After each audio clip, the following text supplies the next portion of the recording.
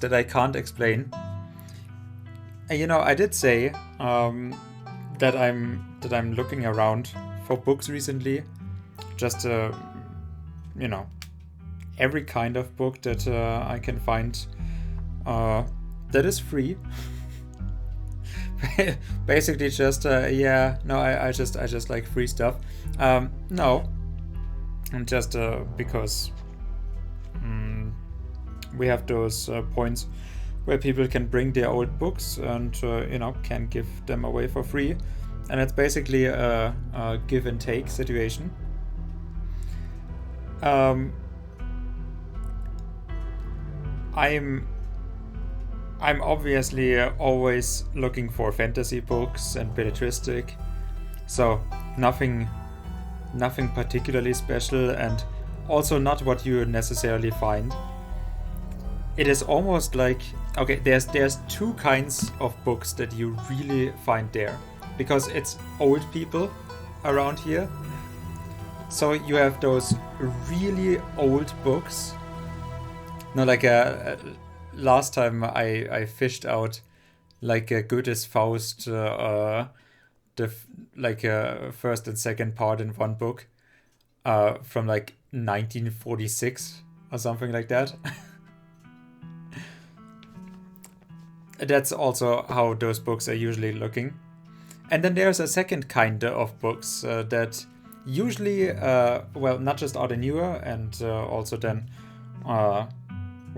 cleaner, not looking as ripped and torn apart. But they also are bound together by the thematic of them. And I found one of those books that, for some reason, I don't know why, it is a total mystery to me, that it just spoke to me, which normally doesn't really happen. Like I said, I don't necessarily find much. It's like once every month I find a book here and there. But sometimes you just find a book where you instantly know that really speaks to me. That really, it was made just for me. It was placed there exactly for me to find it. Well, so I found this shit. Your personal horoscope for everyone that was born on the 18th of October. And I do have to say, that's clever. So that is the second kind of books that you're gonna find around there, esoteric shit. Because where my parents live, it is a relatively, like, quote unquote rich neighborhood. Not really necessarily true, but yeah, like in comparison to the region. And obviously, what do all rich people have in common? They are fucking batshit bonkers. No, I don't know. But yeah, like it does seem to be that in Germany, when you're asking who is believing in this,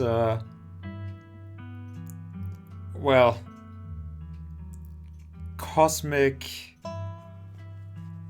I don't know, fate entwined shit, and who is buying themselves homeopathic treatments, cures globally. Well, it is rich people. It is the people that can actually give money for such endeavors, and that have the time to actually think that they have figured out the world. You know, the further you have removed yourself from the actual world, the more you can philosophize about them, and the easier it is to find answers. And, well, obviously this astrology shit is, like horoscopes. They are a very easy, convenient answer. Let's put it like that. But there's a shit ton of those in there. And I do have to say, as far as a scam goes, just having, every date of the year printed on them. And I mean, it is a whole book. Like it's over 100 pages long. So I literally only took it because hey, I can't let this just be passed around. It is probably tracked. I have not actually looked at it. It is probably tracked so that they know who actually picks it up. Because with that, like if the government ever wants no, like, but if you want information, personal information, then put that in and just film who takes it. You instantly know, oh, that's because who else would take this shit? So I can't have someone else have it, just so that they don't hurt themselves. But yeah, there's basically what is this?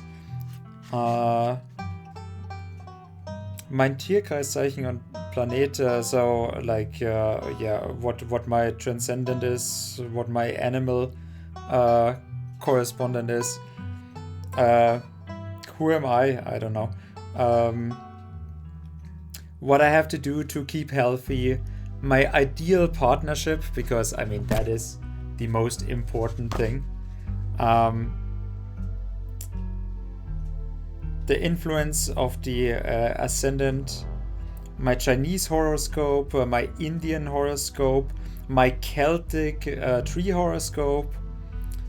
Then obviously, what do you want to put into a book like that?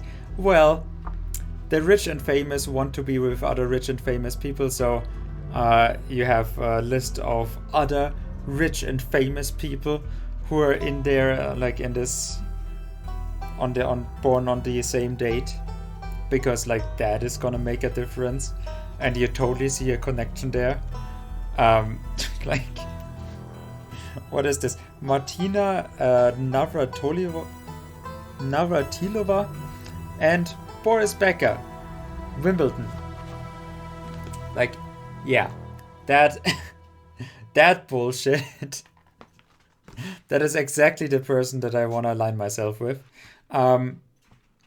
My moons, how the sun and the moon affect me, and how I'm getting with other horoscopes. I don't know.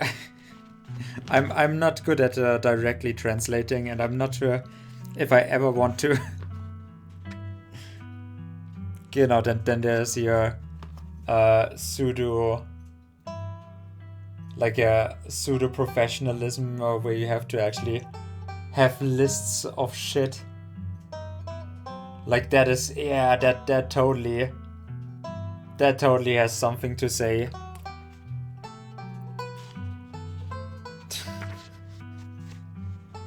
And all of that is important to you. What is this?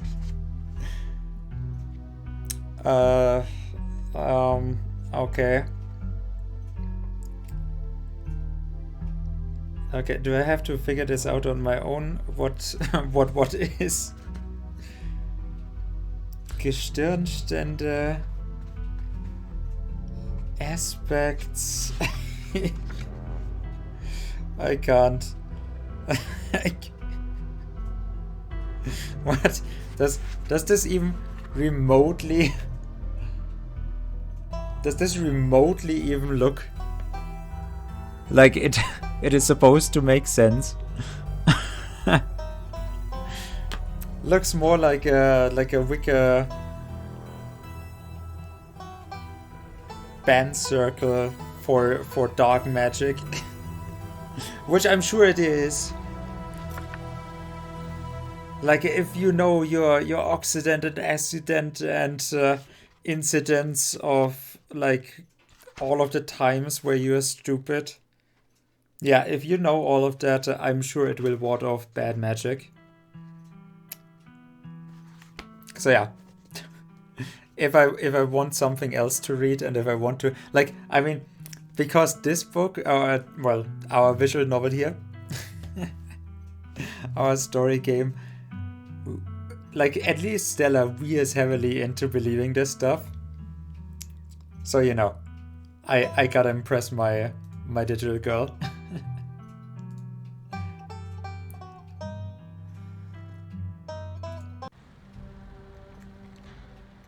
Man, I did not want to interrupt the music like that. I did not mean to. That is always so abrupt. This just means we're on the right track. I'm not about to back down. Yeah, the plot thickens. Damn, boy. Damn, boy. He thick, boy. That's a thick-ass plot. So. I'm getting out of here. No, it means we are on the right track. Wayne trying to make me leave just means that we are on the right track. I'm not about to back down. Ah, oh, so brave. Heck yeah, Steve. We've got your back.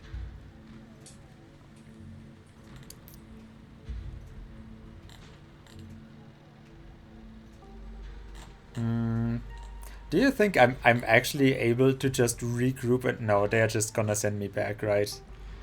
Like sometimes I do kind of want to find out. But still, huh. You know what would be nice if I could actually take a different... I mean, I can from my save files. At least they are not getting deleted. But it would be pretty awesome if I had like a... Not just before big decisions, but if I could make a save file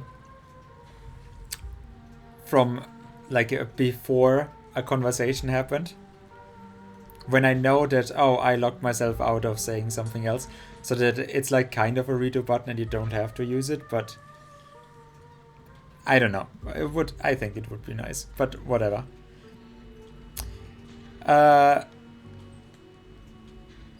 Well, let's see if they are actually gonna let me talk to Tabitha, because if I talk to more miners, she is gonna find me first.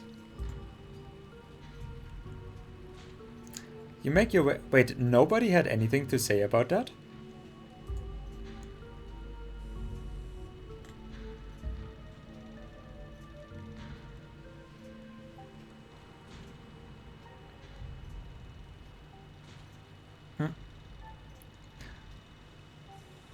No, I'm just gonna enter.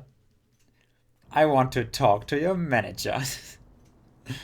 I don't keep secrets from those two. Although I'm still onto you, Stella. I know that you're definitely somehow involved in this. Also, look, it's October. Also, band, if you see this girl, tell her to leave. And her little dog too. But look, there's little pictures of it there. Oh, she likes it. Also, who are those people? What? I'm the boss and... Jiff? Keen eye. Your eyes are immediately drawn to the gun hanging above Tabitha's desk. But then they dart to the bulletin board on the side wall. It's plastered with wanted posters for Stella, as well as a number of suspiciously ordinary photos of her and Gretchen. What are you doing here? And what are those ridiculous things doing in your ears?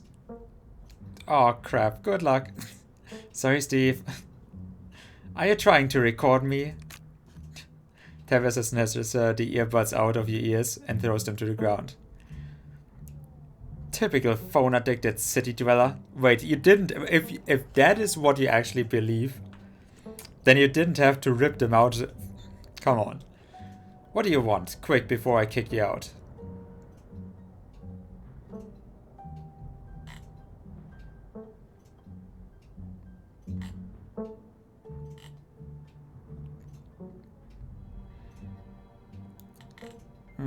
Stella and Kanika wanted me to snoop around the mines. Hey, what's with the gun? It's Pearl Annie's. She put it there to intimidate people. Always thought it was a little old-fashioned, but if it works, it works. Is it working? Yeah, with that winning smile it is.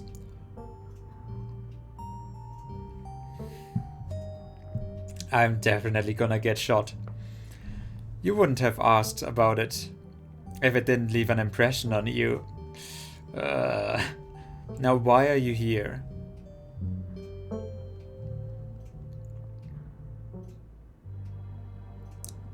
Well, I can just leave if you want. No, you're already here. Might as well tell me what's so important.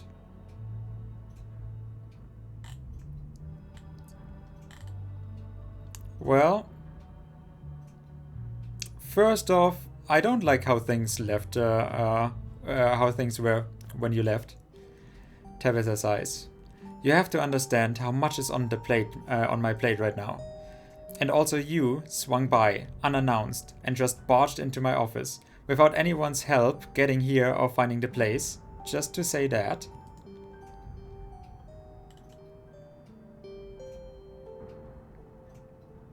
Nope. I actually have some things I wanted to talk to you about. I mean, I don't know if, like, maybe she would have taken kindly to that because it would have meant that I came exactly for her. Look at the crystal ball cracked. Well, first of all, Wayne, let's try to ease her into that. The mine is collecting her whole, like, her whole living situation is gonna change. Many people will die, there's monsters. Let's just ease her into it. There's some guy named Wayne who's been following me around town. There's something seriously wrong with him. I'm trying to get to the bottom of it, but I could use your help. Apparently he used to work here. I don't know what to tell you. Look, I'm sure if you ask around about him, you'll hear some rumors, especially from my employees. They like to gossip. There was a man named Sam Wayne, who worked here for a spell, then he disappeared. Oh, he worked here for a spell. That's a nice phrasing. It happens all the time in this line of work. People show up for the job from out of town, and they disappear one day after getting paid. I don't know what happened to that man. I don't even know if he is still alive. But of course, my workers blame me for running him off. Whatever. It's easy to blame the mean boss for that sort of thing. If you have seen him around, that's news to me, and also none of my business, as he is no longer in my employ. Is there anything else I can help you with? Well, I mean, he was here.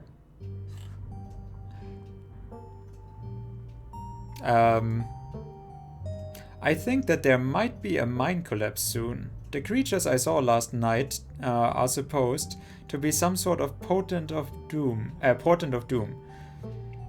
I'm just doing whatever I can to keep people safe. Look, I get it, I really do. Stella has a knack for spinning people into hysterics over shadows. But the only credible threat to the mines right now is me not being able to do my job.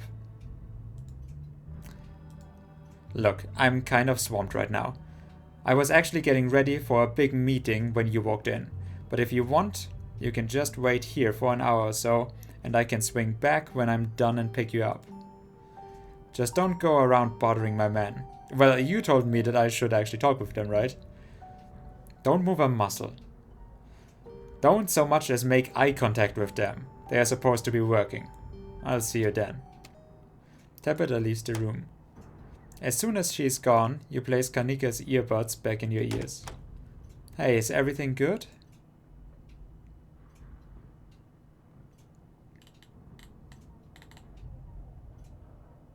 I think she's hiding something.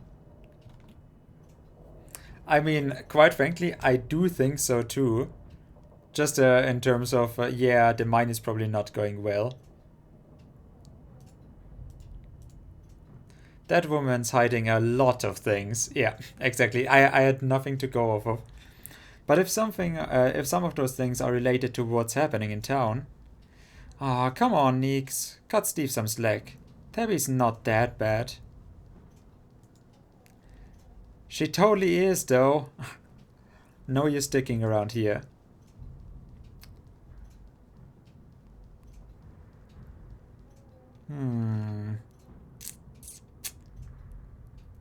Well, first up, I want to continue my investigation when I can. As you leave Tabitha's office, you take a moment to get your bearings, only to be interrupted by a sudden movement out of the corner of your eye. A girl carrying a bundle of snacks pops through a hole in the fence. Oh, that is where I need my pungent nuts for. Through a hole in the fence and disappears over the crest of a hill. Hey, I think I just saw Rosalina. Wait, really? What is she doing here? Why would Stella be talking about that? Shouldn't I actually have seen it?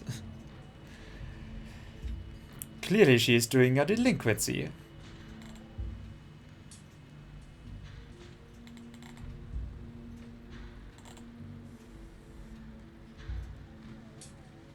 Well, I'm going after her.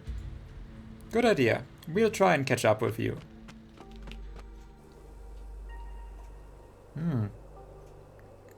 You rush over the hill and get... Oh, that is giving me a mighty fine reason to actually do this. I wonder if I just would have to walk in there and make a decision of, disobeying Tabitha. But we can also do it like this, and I don't have to actually feel bad about it, because hey, there was totally a girl in danger.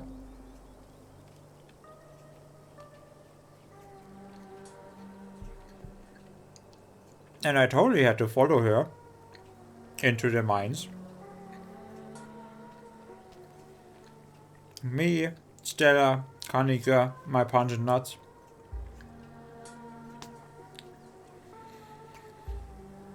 They're the only things standing in between this and disaster. You rush over the hill and get your bearings. The sound of active mining fading into the distance. Rosalina is nowhere to be found, but dusty footprints point towards a nearby mine. Something about the mine feels wrong, as though a cold anger lies burning inside, sucking the life from the surrounding hills. Well, there's some stuff here. Also, look at the little body here. Look at that little butt. This is the site of a massive grave. She didn't. Well, no choice for you. Look how she is totally looking at it. And absolutely not seeing it. I guess the old Maxwell place doesn't cut it as a secret hangout spot these days. But the Shaw mine? That place was shut down like 100 years ago. After a collapse that killed over 100 people. And here I thought Stella is going to be the one to drag me into an abandoned coal mine. See, we don't have a choice anymore. Hey, remember all of those bad feelings I got last night? Hey, have teens always been like this? I feel like I really missed out on my risk-taking years. I really have. Hey, remember all of those bad feelings I got last night? This place feels straight up cursed. I mean, like Kanika said, a lot of people died down there. There's a lot of spooky history to this place. For all we know, maybe all of the death left some kind of mark down there. Okay, just because a bunch of people died in there doesn't mean it's cursed. Come on. I'm not about to let Rosalina get hurt in there. Even if it means I have to go underground. Oh, you sure, Nix? Steve and I can handle this on our own. Yeah, I'm sure. As much as I hate confined spaces, I hate the thought of other people getting trapped down there even more. So at least we can all get trapped down there. Stella and Kanika disappear into the mines. Before you follow, you briefly wonder if you should let Tabitha know about this.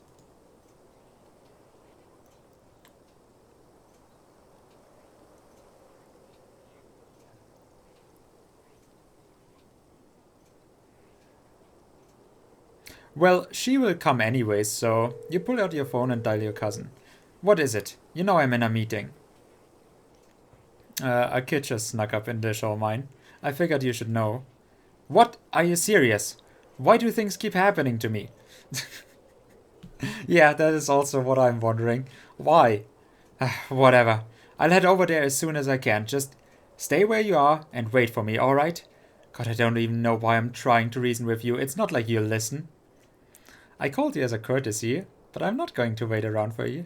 I'll happily wait. I do not want to get in there.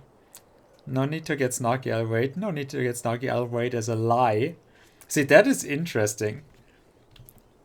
I can actually mean it? Can I actually wait outside? Well, okay. Yeah, courtesy call, exactly. Thank you for that Steam achievement. I swear to God. I'm sorry, but my mind's made up. You hang up the call, follow Kanika instead into the mine. You take a deep breath and follow your new friends into the mine, and yeah. Wow, Stella is very happy about this. The inside of the mine is warmer than you had expected. The air thick and wet. Yeah, probably this is all... There's probably like no breathable air in here. The ceiling hangs much lower than you are tall, forcing you and your companions to hunch over, your legs bent in a painful squat as you begin to navigate its maze of corridors. I don't like it when you stare at me like this. Hey, you made it. I told you would. For a second there, Kanika thought you were making a beeline for Tabby.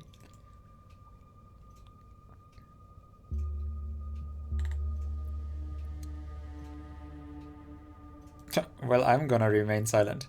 Well, what matters is that the gang's all here. We'll find Rosalina in no time. Are we? I told you already, Rosalina is not there anymore. It is already too late. Things were already set in motion long ago. Oh.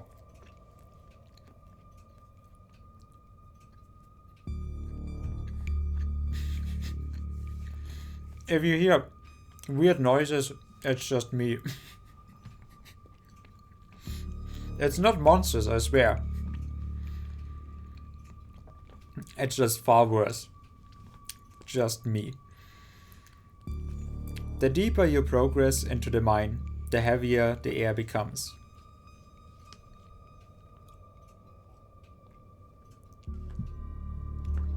Wait, just... wait. My bot. A girl appears in my life. Me. This could pose a problem in my life. Yeah. So, basically, exactly. Thank you, game.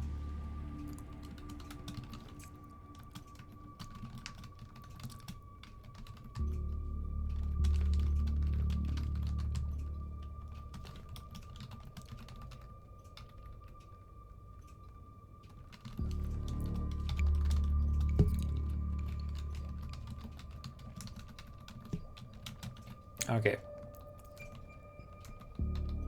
I'm terribly sorry. So, okay, there you go. The deeper you progress into the mine, the heavier the air becomes. Coal dust hangs in the thick clouds around you. Even though this place was abandoned over a century ago. Yeah, that is weird, right?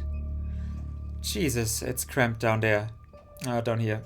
Does anyone else's chest feel tight? Yeah, abandoned mines are way more claustrophobic than people expect them to be. And this one's real bad. You know, because of the child miners. Or should I say, the minor miners? Okay, very classy, Stella.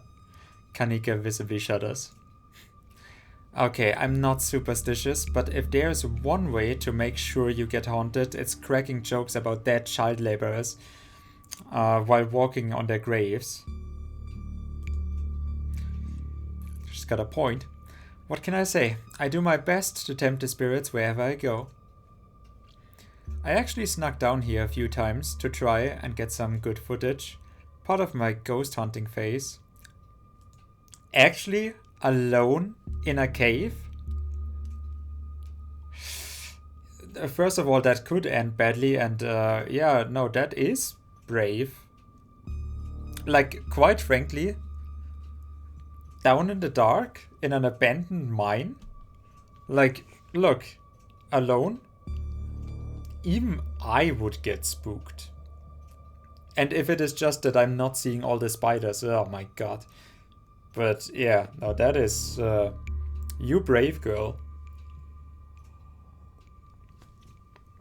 You crazy bitch. And that's why I love you. Jesus, Stella. The things you do for your viewers. No, the things you do for views. And that's why I love you. Did you find anything? I wish. If any place in Scarlet Hollow was actually haunted, it would be this mine, hands down.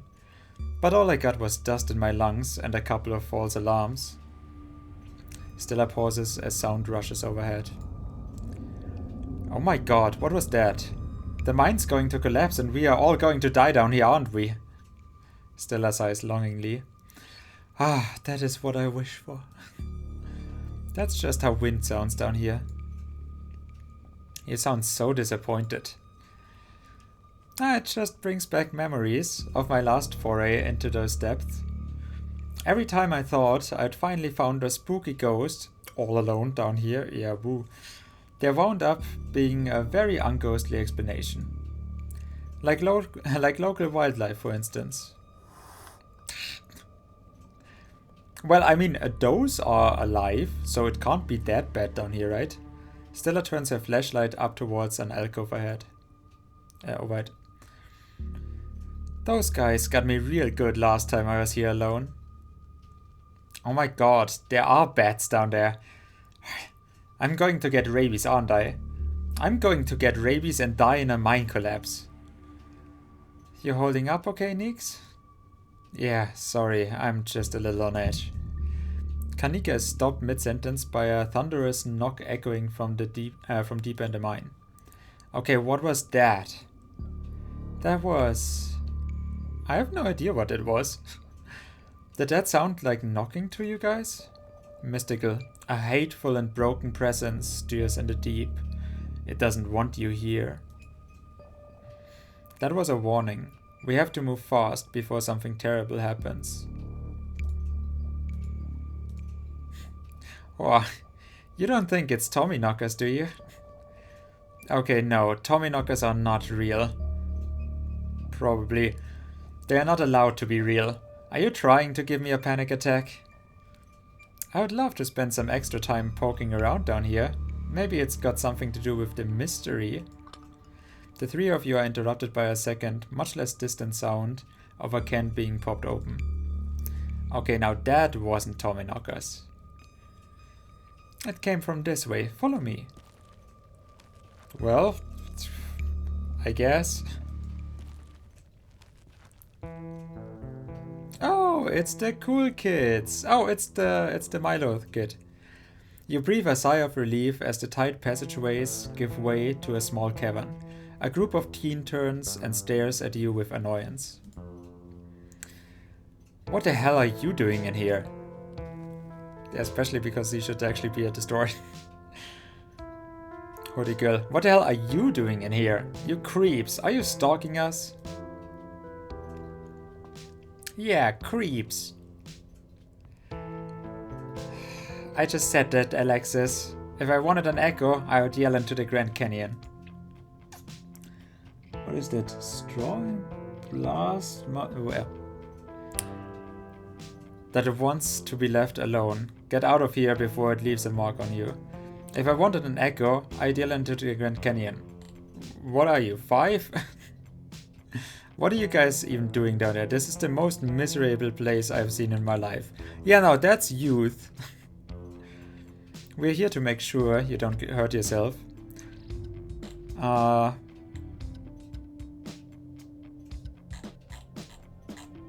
Oh, that's definitely what I... Oh, I like that she's just not bothered.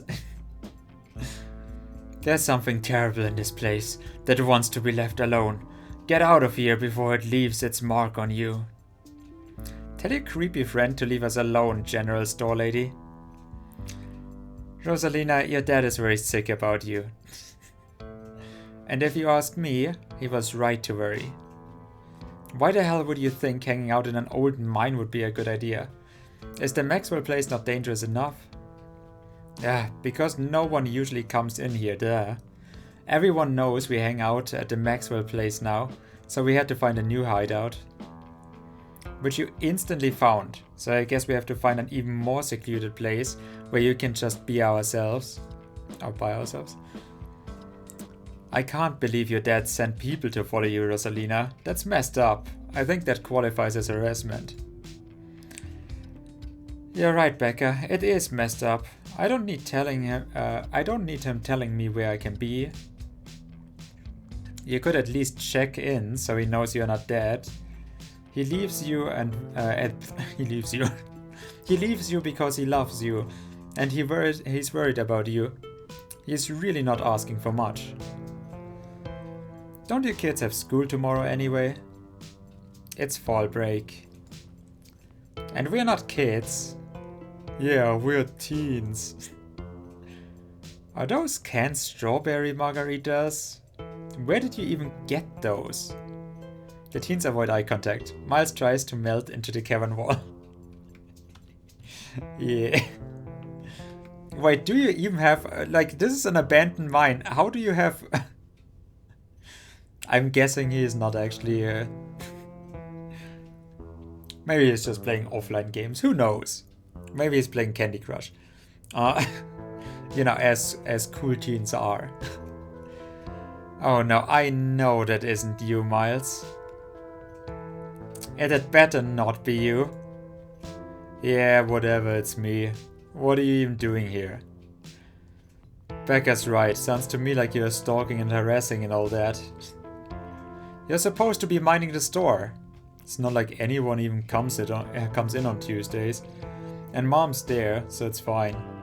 I start uncomfortably around the cavern as Kanika tears into her brother. It's not fine, it's extremely not fine. Why do I always have to be the responsible one? Do you know what I give to be as carefree as you? I left school so you would, so you'd have a chance to live your life, and this is what you're doing with it? What would Dad think if he could see this? Stealing booze from the family store to dig around in an abandoned mine? Oh, I mean, that sounds pretty good to me, honestly. That's Dad, Kanika. But if he were here, he'd be disappointed you wound up being such a bossy jerk. That I. Who cares if we are having canned margaritas somewhere nobody's supposed to bother us? I'd love to help you all sort this out, but can we maybe do it in a not abandoned mine?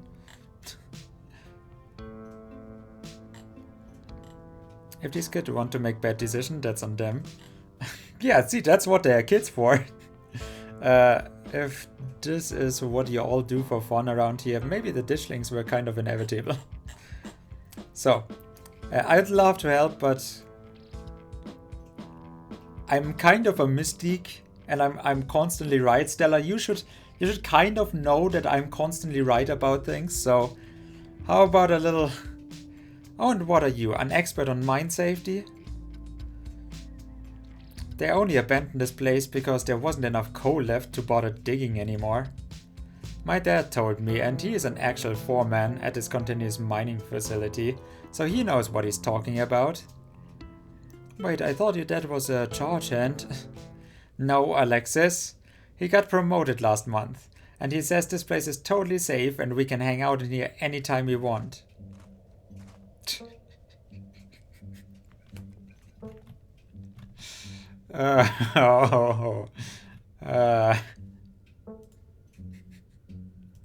Well, good thing that I bought Tabitha into this.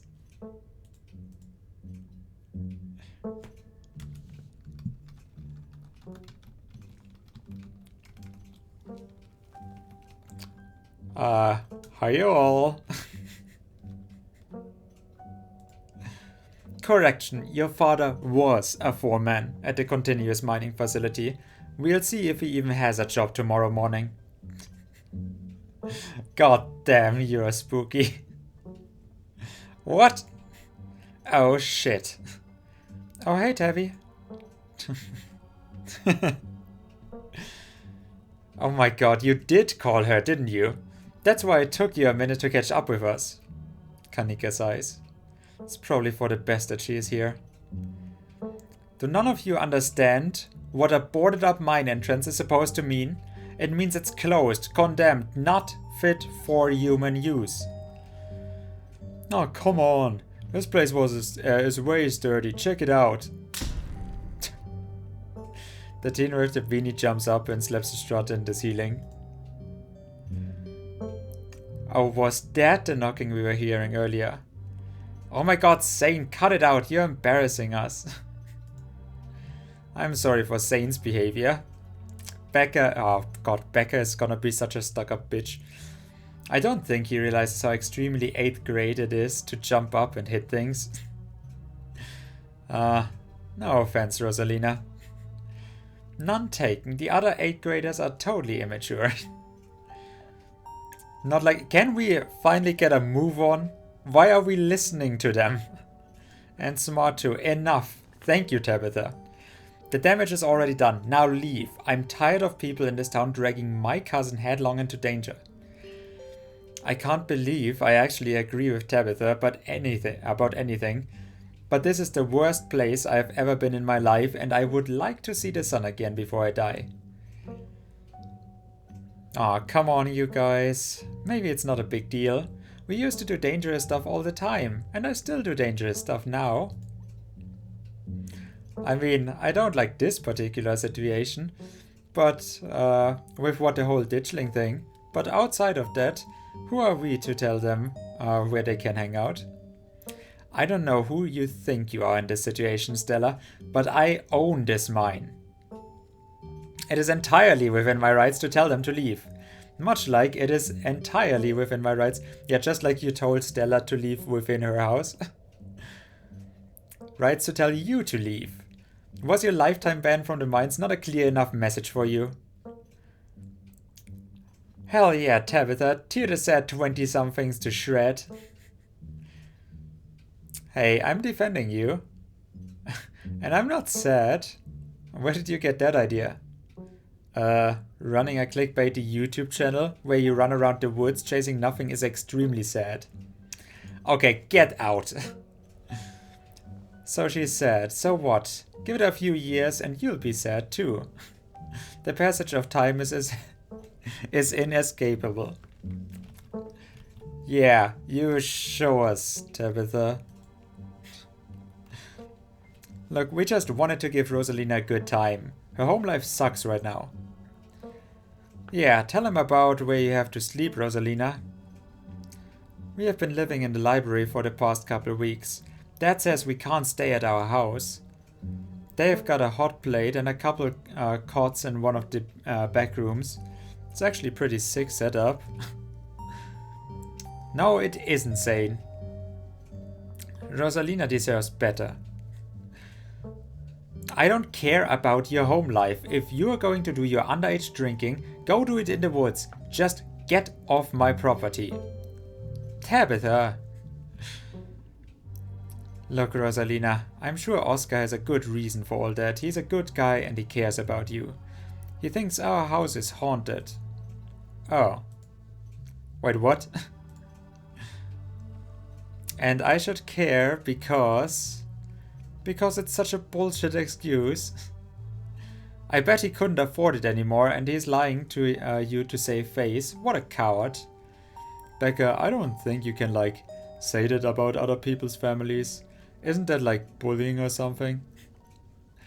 Shut up, Zane.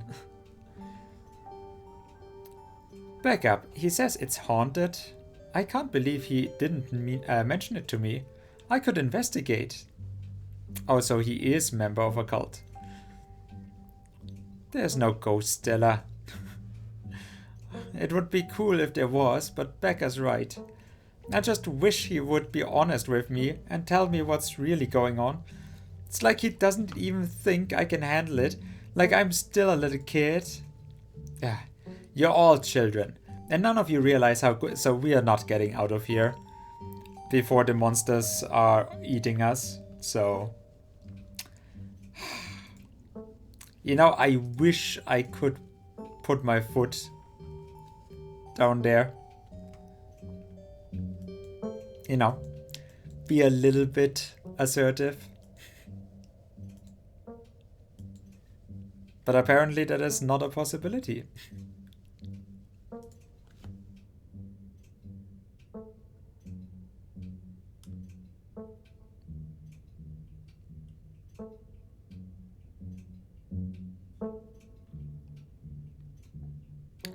Whoops. Sorry.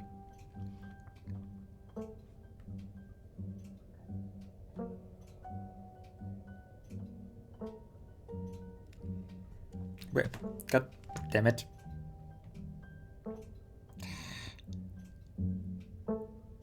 Can I please have my chat? Good, okay. Sorry. I mean, not that I need my chat. But it is a Saturday. So Saturday streams, you should really never expect anything to be going on. But still. I would like to at least know that my chat is there. If it was needed.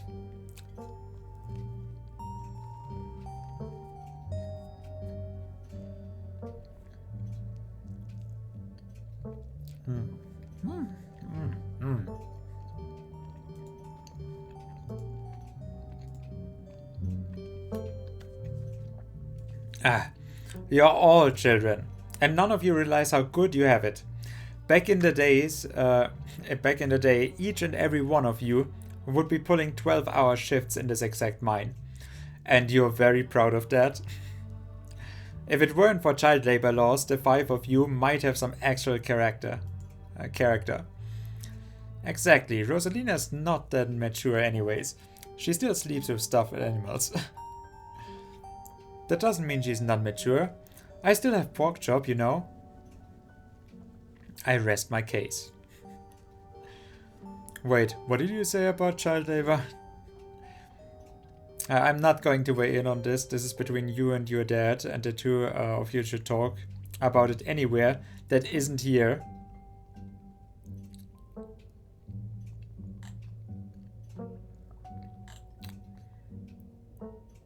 How do you know there isn't a ghost? Yeah, exactly. Have you ever thought about that? Why are you smiling like that again? At this rate, I'd be surprised if any house in this town was not actually haunted. But okay, can we do it like anywhere else but here? I'm just gonna follow that line at least. I couldn't agree more. Yeah, if Rosalina's house is haunted, we should break in and like ghost bust it or something. Sounds pretty rad to me. Whatever gets you delinquents out of my mind. Oh my god, Zane. You can't ghost bust if there's no ghost. Also, Rosalina lives there. She can't break into her own house. There's no ghost that you know of. I bet we could figure out how to bust it if it's actually real. And if it isn't real, well, problem solved. You know, Rosalina, you could always stay over at my house until Stella's ghost busts your place. We have a finished basement. She totally watches her channel. With a pull-out couch. Why are we talking about this like it's a thing? It's not a thing. There's no ghost. I don't care. I can't believe I've wasted this much time trying to argue with children. I'm washing my hands of this and calling the cops. Feel free to leave before they show up. Thank you, Tabitha. But why are you actually doing this? Didn't I just... Good thing that I called her. You hear that, Miles? We are leaving. I suggest the rest of you kids leave this empty mine before someone gets black lung or gets crushed by rocks or meets any one of many terrible fates people tend to meet in abandoned mines. Kanika is interrupted by a pair of thunderous knocks. That wasn't me, I swear. Didn't even jump. Then what was it? Come on, Stella. Didn't you have a whole list of perfectly natural explanations for scary mine noises? It's Tommy knockers for sure. I know this isn't why we came down here, but we gotta check it out. Stella. I know, but weird stuff's been happening around here the past few days.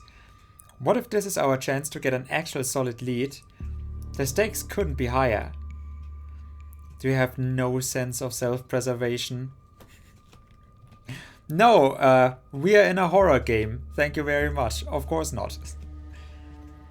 I want you out of here, Stella.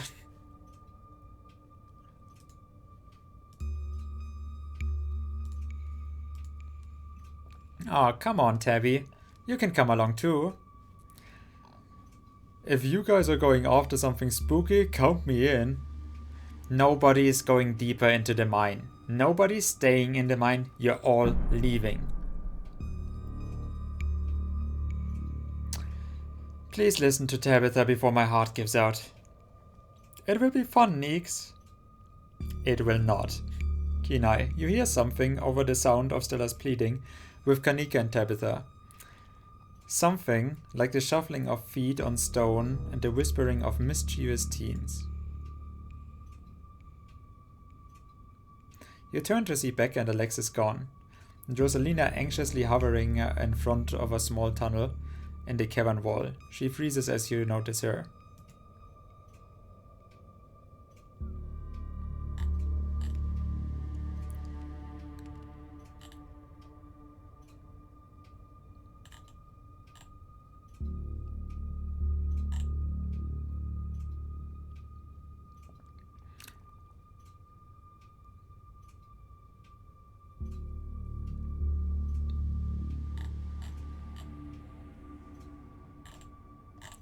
I feel like this might be a pretty...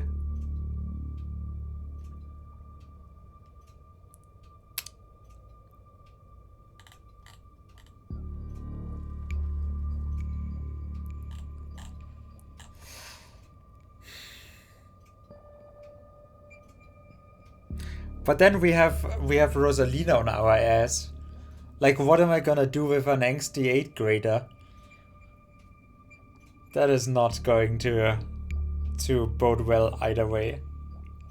Like, if I actually hold her here, not just is she gonna be mad at me, but also we have to bother with her and somebody else dies. But then again, I can't really have them leave into the tunnels. I mean, I'm guessing this one actually goes out somewhere and they are running away.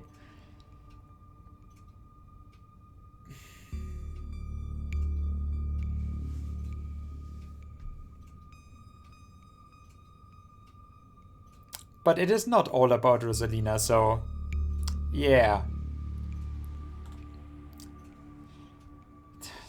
Don't go in that hole. Okay, so, sorry guys, I'm gonna hang back. That face. Okay, Becca. Good thing that you pulled Alexis into this death trap. I knew you weren't cool enough to hang out with us, Rosalina. Come on, Alexis. We'll have more fun without her. Oh, alright. Are you kidding me? Rosalina, what were you thinking? What were they thinking? I don't know. I'm so sorry. Unbelievable. Wow, Kanika. Maybe if you weren't still scared of the dark or whatever, you would have noticed them sneak off. I noticed them sneak off like I've been zoning out the whole time we have been here. They must have squeezed through the child-sized tunnel. Yeah. Dang, I've always wondered where that goes. I've never been able to get these hips through there. Yeah, and that's why I love you. Stella, stop sneaking into my mines. Please, I'm literally begging you. I can't have you explore every of my crevices here. If only all the tunnels down here were wide enough for adults, we could already be done with this little mess, but no. There just have to be remnants from a bygone era. See? Yeah, that is how the child labor still. Okay. Didn't you just talk about how child labor was the good old days a minute ago? I was trying to get you to leave my mine. Becca shouts back from the other end of the tunnel. We are not about to let you come in here and ruin our good time. The mine is safe. I've been here a billion times. Look, billion would have been better, yeah. Yeah, if Becca says we are safe, then we are totally safe. Also, sorry, Rosalina. I'll see you tomorrow. Whatever, come on, Alexis. I know a cool spot this way. Okay, I think I know where the tunnel rejoins the rest of the mines. I'll go look for them. And I want each and every one of you to take note of the fact that I'm doing that. If those idiots get themselves lost and die, I'm not letting their families sue me into the ground. Are those really your priorities right now? Yeah, do you have a problem with that? I want the rest of you out of my mine. Except for you, Steve. I'm not letting you out of my sight. Yeah, sure, I could never fit in a tunnel anyway. They have crossed a barrier that I cannot, so my time here is up. But only because Stella promised me a ghost hunt tomorrow. Whatever. I still have to do my dailies anyway, and the service down here sucks. Yeah, no wonder. He has service here. What about you, girl? Are you sure you don't want me to come along? Maybe I could help you get Becca and Alexis to leave? Don't make me ask you twice. They'll be fine, Rosalina. I think your dad would kill me if we would let you stay down here for any longer. Okay, can I at least wait outside? Yeah, we can wait outside together. Puppy eyes? No, you are not about to weasel your way into this, Stella. Oh, come on, Tabby. I've been down here a ton. I can totally help out. Tabitha sighs. There's no getting rid of you, is there? Fine, I won't waste my time arguing.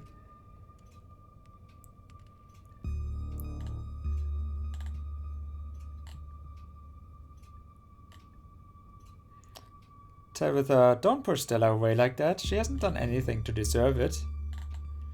There's no way around it. It isn't just those kids. Something is calling out to us from below. Since the mystical option this time is actually down there. Yeah, this is where we are going to be. Noted. Let's not linger any longer than we have to, shall we? I'll see you on the other side, hopefully soon. Very soon. Just which other side? For sure, we won't be long. Cool. Can't wait to bust some ghosts tomorrow if you're alive by then. Tell Alexis I'm sorry. Now it's just the three of us. Kanika, Miles, Zane and Rosalina head towards the entrance of the mines, leaving you, Tabitha and Stella to find the remaining teens. Alright, no dawdling. We should be able to catch up with them if we go this way. I mean, you gotta give it to her, she actually knows the mines. Like, even the abandoned one.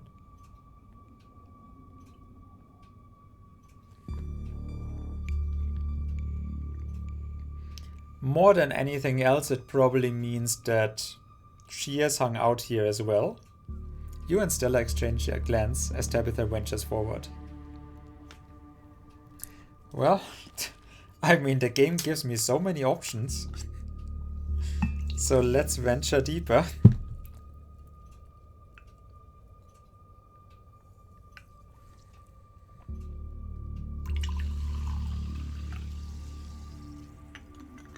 As the three of you move deeper into the mine, you hear echoes of conversation bounce across the walls.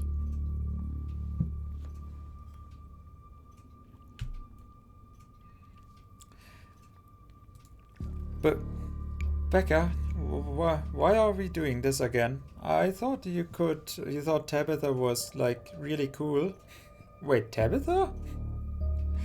Why are you trying to get her all mad?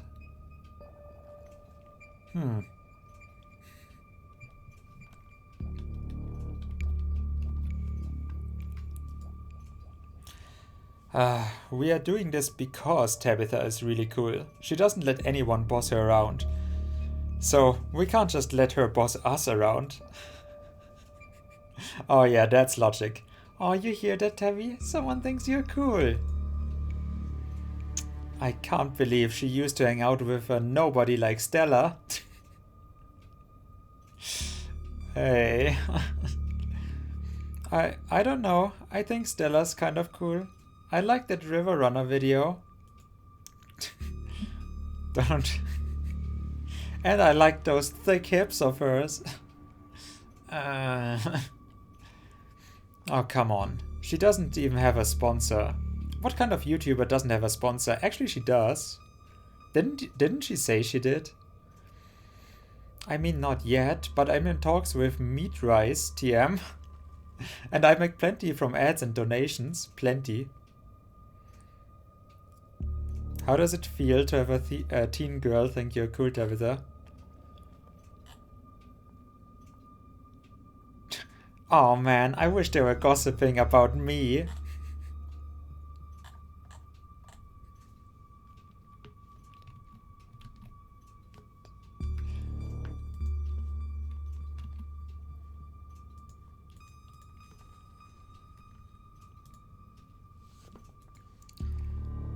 Gosh, I'm not so sure about that. I know they are just teens, but some of that stuff stung. Another knock, closer, interrupts your thoughts. Followed by another, followed by another. Followed by none other.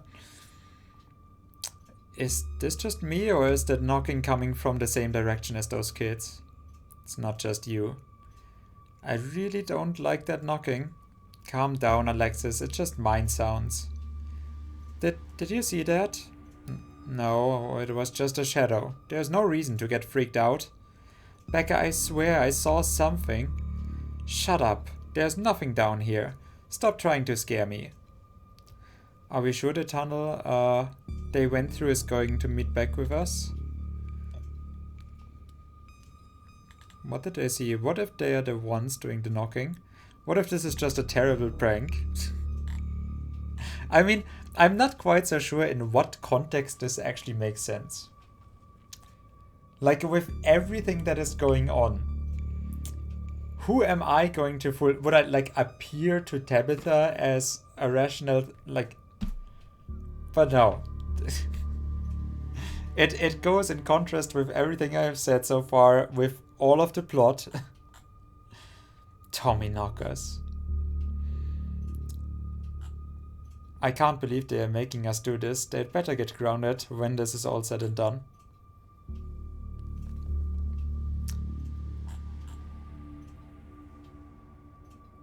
Well, I knew coming down here was a bad idea. Those kids are going to die, and then we are going to die too. Nobody's going to die unless you start panicking. Get a grip of yourself.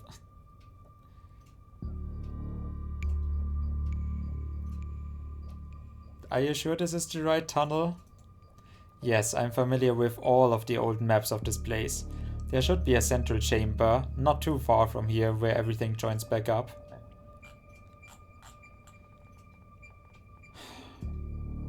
Well, let's keep moving.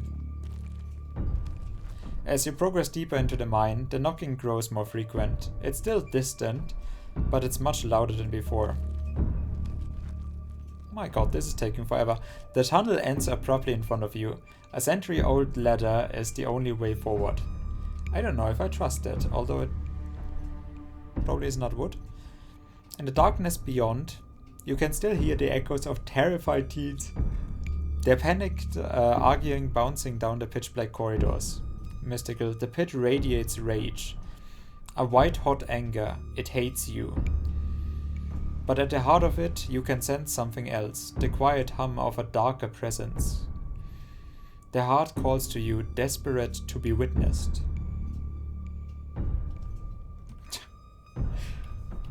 Witness me.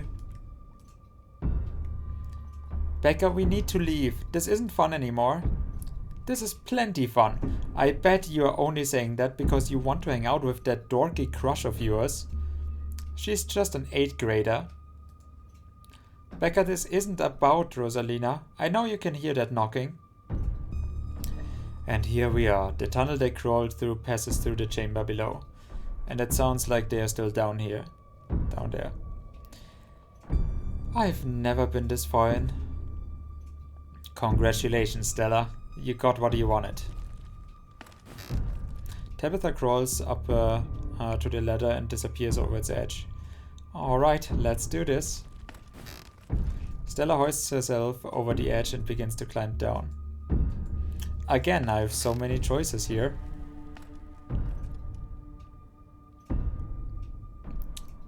Hey kids!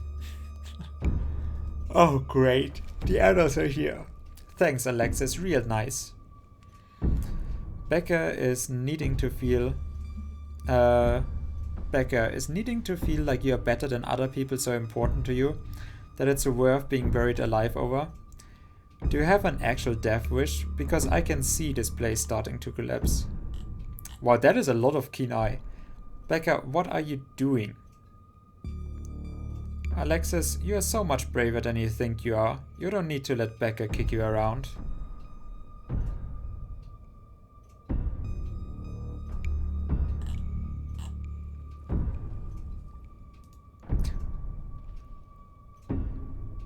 Well, that was surprising, apparently. Becca is needing to feel like you are better than other people so important to you that it's worth being buried over.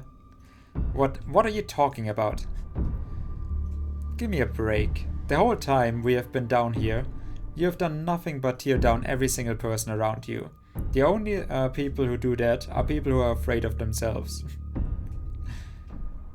Leave now. Whatever. This isn't fun anymore. Fine, we'll leave. Thanks, Steve. Wow. Brave girl. Oh, good job. Wow, the most obvious choice was actually the right one, huh? It makes me feel like good on one hand side, but also weird on the other, because yeah, the most obvious choice in this I would then probably take every time. As Becca and Alexis move towards the ladder, the black chamber before you draws your focus. The voices around you, those of the teens and your companions, sound odd, distant. There's something in the darkness before you that's much louder, though you don't hear it. You don't hear it, but you can feel it in your chest, a desperate need to perceive and be perceived. Look at my dark cavern. Wrap yourself in the darkness of the pit. Hey, are you alright, Steve? Bear witness. What do you think you are doing? Get away from there.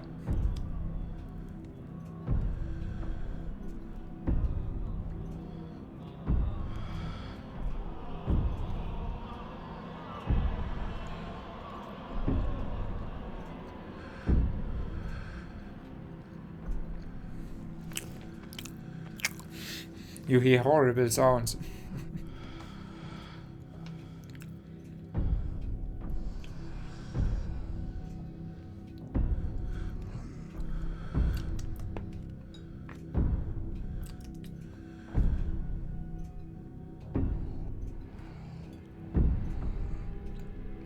Die jungen Franken, oh, bear witness to a dry Müller-Thurgau. Fuck.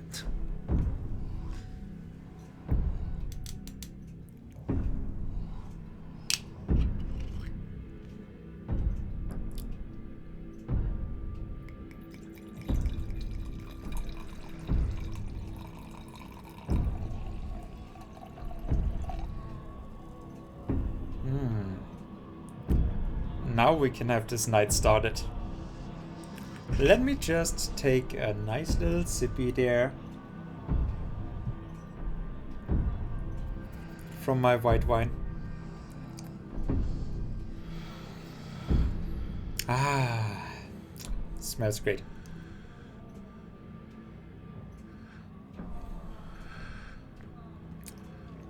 Even though it is a dry, and I don't really like the dry so much, but with Müller-Thurgau I don't normally mind. Okay, fine, don't... the dark hole is calling out to me. Just when I was about to enjoy my...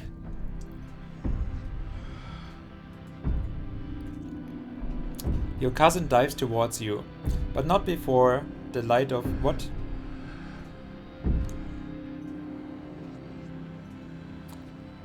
Standing man, you said we would use the shipment. We wouldn't use the shipment. You know it's compromised.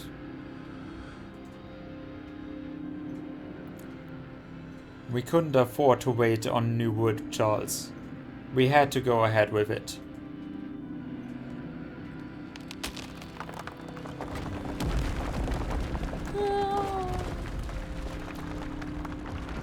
It's still sturdy enough. It will get the job done. Steve, are you alright? Ooh, see that kind of is spooky. Oh, thank God, you're alive. It looked like you had a seizure or something, and then you and Tabby just conked out. I'm fine. You can barely open your eyes. You're not fine. Wow. Well, that's a face.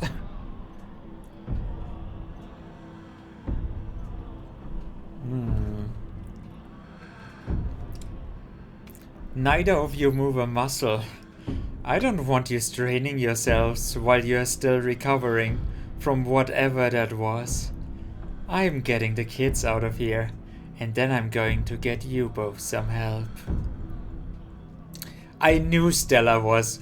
She was trying to get close to Tabitha. Yeah, and she wants to actually take revenge. She is taken over by those dead miners' ghosts. She is doing their beckoning call. I'll be back soon, I promise. No, don't leave me, Stella. You fade back out of consciousness as your companion clambers out of the pit, intent on your rescue. Ugh. You raise up on your elbows, head still swimming from the visions. Your surroundings coming back into focus. Your head throbs as the knocking continues, now magnitudes more intense than ever. But why are you coming... Wait. You can't help but notice the timber strouds around you trembling, as if they were being struck by invisible blows with each knock.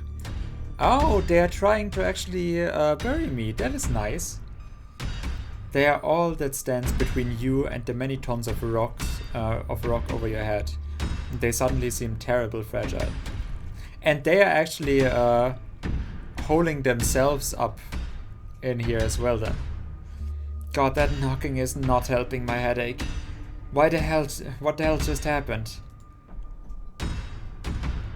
Both of us were shown the dark truth of this place. Am I the only one who saw ghosts just now? I mean, maybe they were ghosts. I had some sort of vision. Did you see it too? I remember you diving towards me. Did you know something might happen? Wow. Quite frankly, yeah, I kind of want to see all of those. Those are all actually pretty good. Well, apart from the kids are safe, because who cares? Who cares about the kids?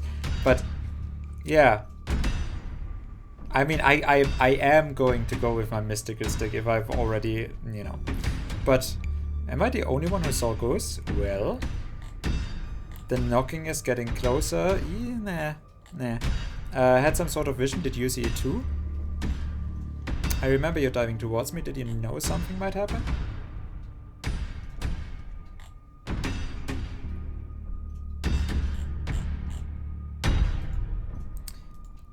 Both of us were shown the dark truth of this place, the sins that were committed, the deaths that followed. There's got to be fumes or something down here. It's an old mine, these places are death traps. We probably just hallucinated. She would probably say that to other things as well, right? Are you literally gaslighting me? I said I saw it too. Stop being weird. We are leaving. The entire cavern shakes with the sound of rockfall. I don't know what the hell is up with this knocking, but that is the sound of a mine collapse. Quick, up the ladder. Climb like hell.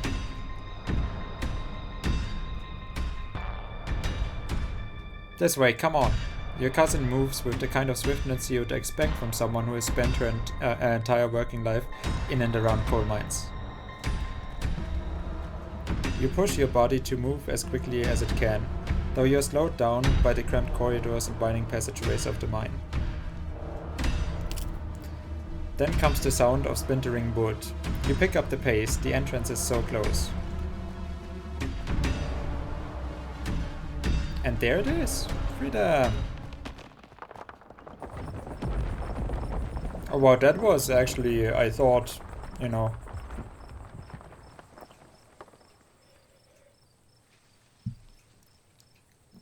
With all of that, I kind of thought there was more on this chase. Then again, I had the same feeling with the ditchlings. The chase scene was kind of almost uneventful.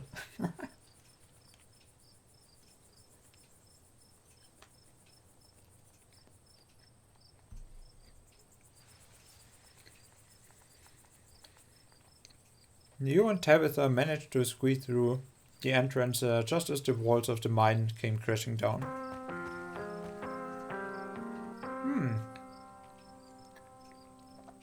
I'm a pro babysitter. I always knew I had it in me. Holy shit, you're okay, thank God. And everyone's accounted for. That was a surprisingly close call. We could have all died in here. What did you wheelers do? Everything was fine until you adults showed up. Becca, shut up. What did you just say to me? I said you should shut up. I'm sick of your two-faced bullshit. They think they didn't almost get us killed down there. You did. And now you're trying to pass it off on whoever else you can. It's just the cherry on top of this whole shit show of a friendship. I'm really not in a good headspace for this conversation. I could have died in there. Why are you doing this to me? No, enough. No playing the victim this time. Being friends with Rosalina has made me realize how horrible you are to me. Friends aren't supposed to be mean to each other. Really? Huh. Well, good thing I don't have friendships. Friends shouldn't be scared of each other. I never wanted to go into this stupid mine. It was your idea and we could have died. If these grown-ups hadn't showed up, we could have been buried alive. I prefer old people.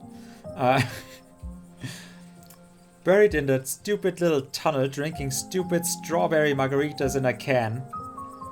Screw all of you. Should we go after her? No, let her have a little tantrum. Did that feel good, Alexis? Finally telling her off? Yeah, I guess. She's gonna be so mad at me. She probably won't talk to me for a week, maybe a month, maybe the rest of my life. Maybe that is just a month. It's okay, Alexis. We don't need her. What do we do now? Now? I drive you two home. I've already texted your parents, and I'm sure they're worried sick about you. Rosalina and Alexis duck off to the side as an exhausted Tabitha approaches your group. I'm going to get my car and then we are going home. Tabby. Tabitha leaves towards the active mine without another word, and you are afforded a quiet moment to catch up with Stella and Kanika. I can't believe you left me down there.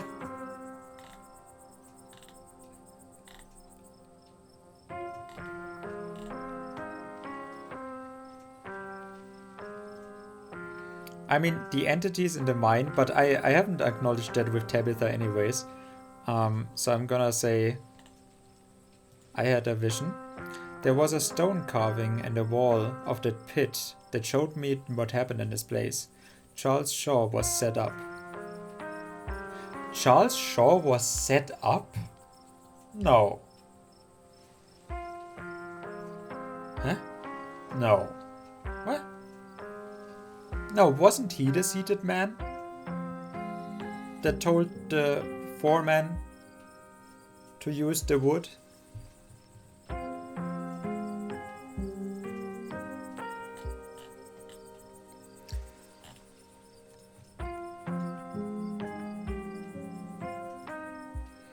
No way. Dude was a monster.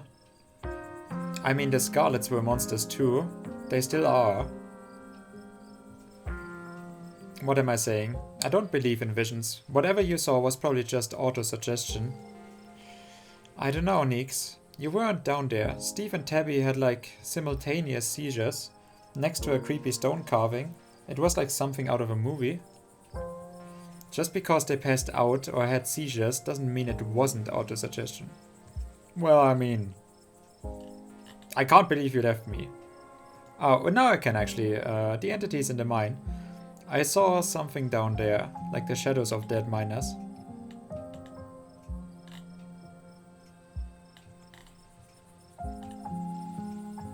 Everything that happened down there centered around the main chamber. Oh, return. I'm pretty sure Tabitha and I saw some ghosts down there. Did you not see them?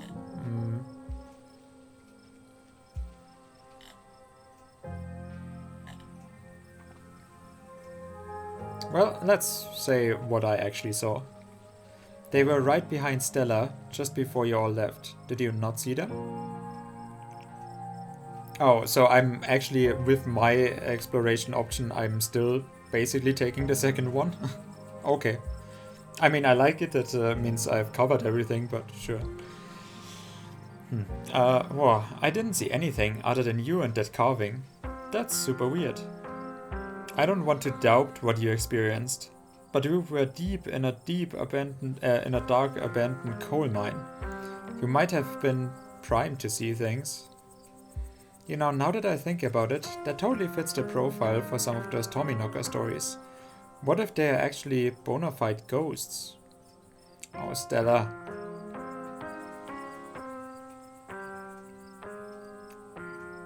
Yeah, that is the other thing I actually wanted to... So I can actually have everything explored here. Stella showed me a photo. Weird stuff. Maybe you weren't entirely off base about the cult stuff you mentioned earlier today. Maybe this thing felt old. But that thing felt old. Well, are you sure about the Tommyknocker theory then? Depends on what you mean by sure. Is anyone really sure of anything? They fit the description pretty well, but I don't know what else they'd be. I have no idea what happened in there. I need to do some reading on the mine collapses, I guess.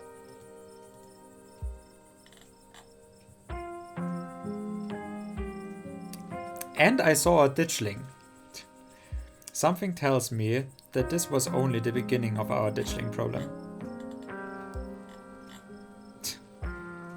Not to be flippant, but it wasn't the end of our ditchling problem, right? Oh, that was totally the end of it. Now, when I actually find a mystical option. I want to say we averted whatever disaster they are here for, but I think I have to agree. Nobody even got hurt tonight. I can't imagine how bad things might actually turn. Yeah, that is also, in the beginning, in the starting screen, the game tells you everyone is going to die. Now, everyone can die, even I. And don't, like I said, those chase scenes, they felt kind of weak. Just like in this one, I actually thought there was one where, you know, Tabitha dies or someone else would be. And maybe if I make the right choice. I'm kind of glad I don't have to make a choice here. That not everything is in my hand, and then I'm, you know, on a second playthrough And I know, okay, I'm just gonna let the character die because my heart could not stomach it. But, like, still, those end chases, they were kind of uneventful so far.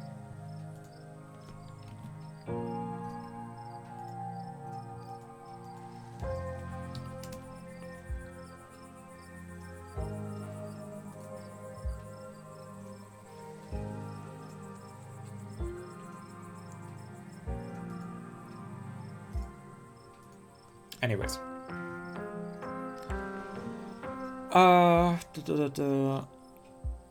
I want to say we averted whatever disaster. I can't imagine how bad things might actually get. This is all still a little too magic for me. Just because 2 bad things have happened doesn't mean there's a pattern, right? Well, what happens now? It looks like Tabitha's back. I'd better drive those kids home. Come on, let's get back to the estate. It's been a long day, and I need it to be over.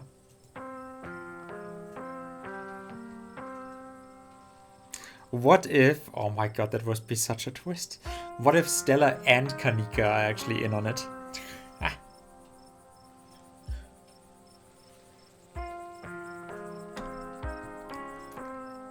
I'll see you tomorrow. Okay, Steve? Excuse me, I... just stopped trying to get my cousin killed, Stella. Come on, let's go. Tabitha starts walking to her car, pulling you by your arm. I do wonder if, that would actually be influenced and she would say something else. Or act differently if I had acted differently to Tabitha beforehand. Are you kidnapping me? Well, I'll text you when we are back.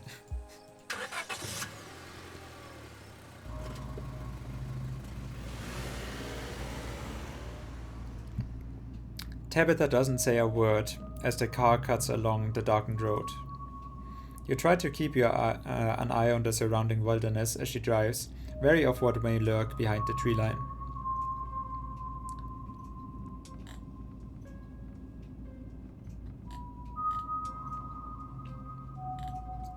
Didn't you two used to be friends? You and Kanika really don't seem to get along. Yeah, well, I mean, I don't need a talking option for that.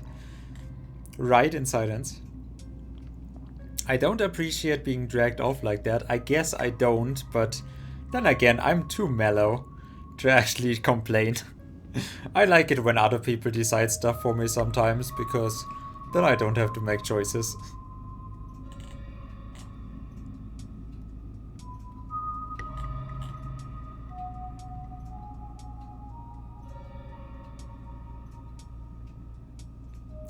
I'm not doing that terribly. Quite frankly, we are just all going to die. I mean, I am doing pretty kind of terribly because somehow the horrible shit just draws me in. Why does it do that? I would have come down to the mine anyway, right? Everything in this game is kind of telling me I'm, not just this is my fate, but also I'm just, controlled by the darker entity, whatever is behind this. So I don't really have a choice but to explore. Why do you treat Stella like that? It was a different time in my life. I just wish she'd get that we are not in high school anymore. I'm a different person than whoever she thinks she knows. How are you holding up? I've been better. Well, I'm pretty terrible, so... yeah, me too. I've got to focus on the road, though. At least everyone is okay. There are a lot of parents who should have kept tighter reins on their kids. I never got into any trouble like this when I was a teen, and I have Perlan to thank you for it. Hated it at the time, but that strictness paid off. What am I telling you this for? Whoa, are we bonding? Yay, bonding time. You can tell me stuff. I would like to know more about you. I don't really think the parents are to blame here. You're right. There are a lot of adults who should have done a better job tonight.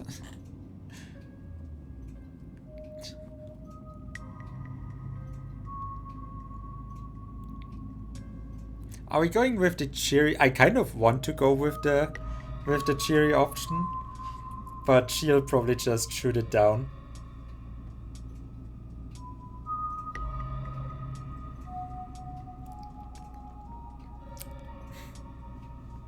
Whoa, are we bonding? Ah, come on. Once. I guess, sure. See, she is still friends with Tabitha and with Stella. So, you know, I kind of just mimic her, and that works out.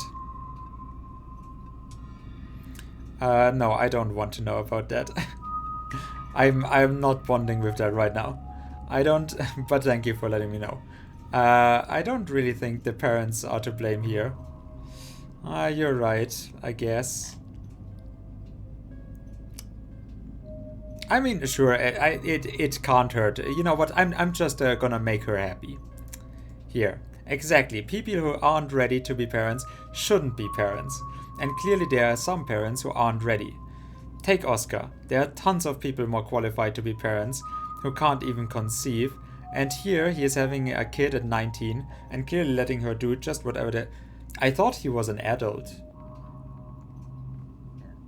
Oh yeah, right. So she is like 14, right? So yeah. Oh no, he's my... Ugh. He's kind of my age. Yeah, see you, Joe. It's not fair. What's wrong with you? Oscar House is haunted, Tabitha. It's haunted. I tell you, it's haunted.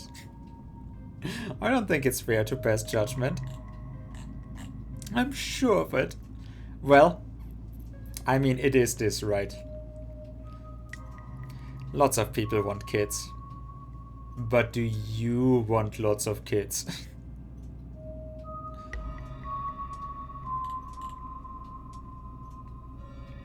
Well, sorry about today. It's fine. Well, see, that was a really nice talk with Tabitha. Your eyes wander back to the tree line as you and Tabitha sink back into silence.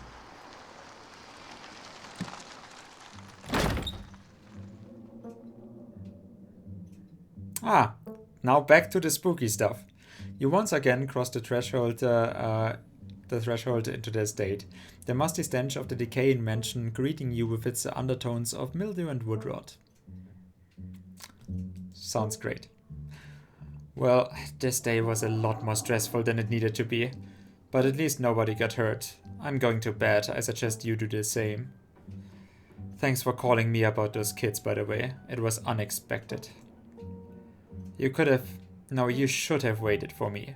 I'm too tired to argue. I'll see you in the morning. Tabitha turns and makes her way up the stairs.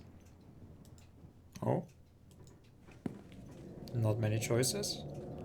You collapse in Tabitha's dusty guest bed, your head empty of thoughts. After your time in this shore mine, you barely even notice the dust. Well, down there shouldn't really be dust, right? Your phone buzzes on the table. Send a message to Stella Yu. You're all... Though, these are those things, right? Yep. Kanika sends a picture of a pair of ditchlings by the side of the road. I saw them again too. Okay. Oh, yeah, Stella actually went home without a car. Oh my. Damn, that is spooky. Those things are definitely not hairless monkeys or raccoons. Or whatever. I don't know what the hell they are. I guess there's more of them being here than a mine collapse. No way I'm sleeping tonight. You think about looking out. You sleep well. Looking out the guest room window. But at this point, you're too exhausted to leave your bed. The adrenaline from this evening is finally wearing off. replaced by a creeping exhaustion that threatens to overwhelm you. Your limbs feel heavy, your eyelids slipping down over your eyes, even as you stare down at the ominous picture on your phone. If it weren't for the pit of dread boiling in your stomach, I could get some peanut butter. You would almost feel comfortable as you settle in tonight between the covers, your tired bones sinking into the decrepit mattress.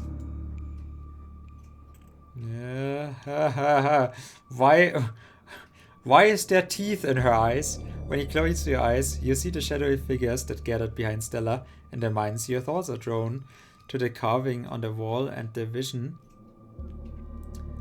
Ghost track. You know what? If Stella would be behind this, and then in my vision, like I have a mystic vision where her shirt changes. Oh my god. And the visions it imparted upon you. Your eyes shoot back open. Your heart's pounding as the door to your room swings open. Oh, it's the cat. Ah. Just a cat. It's always just a cat. Thank you. Thank you, game.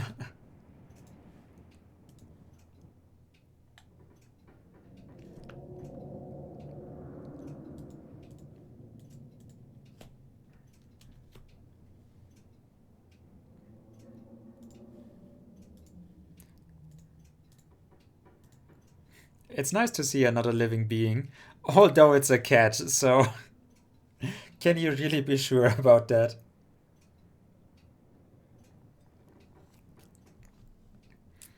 Even one as unfriendly as Tabitha's cat. The comfort of her presence sets your mind at ease, and you finally slip into a deep sleep. Oh, the cat is watching over me. No, it's not. Oh, this is the end of the second one, right? The second chapter.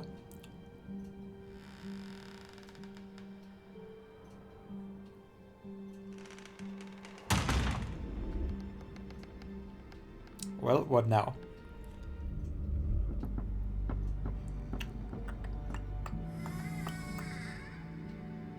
So down there's another one. Okay.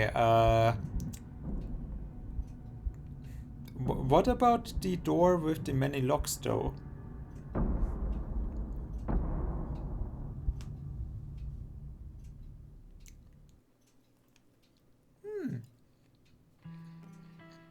Inspector Clouseau, Anakin Skywalker, and Tommyknockers.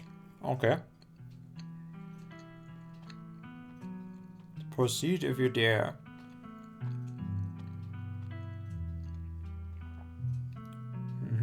Please save your game now. Would you like to see a recap? You know what? Because now we can also get a recap for chapter 1. So yes, you know what?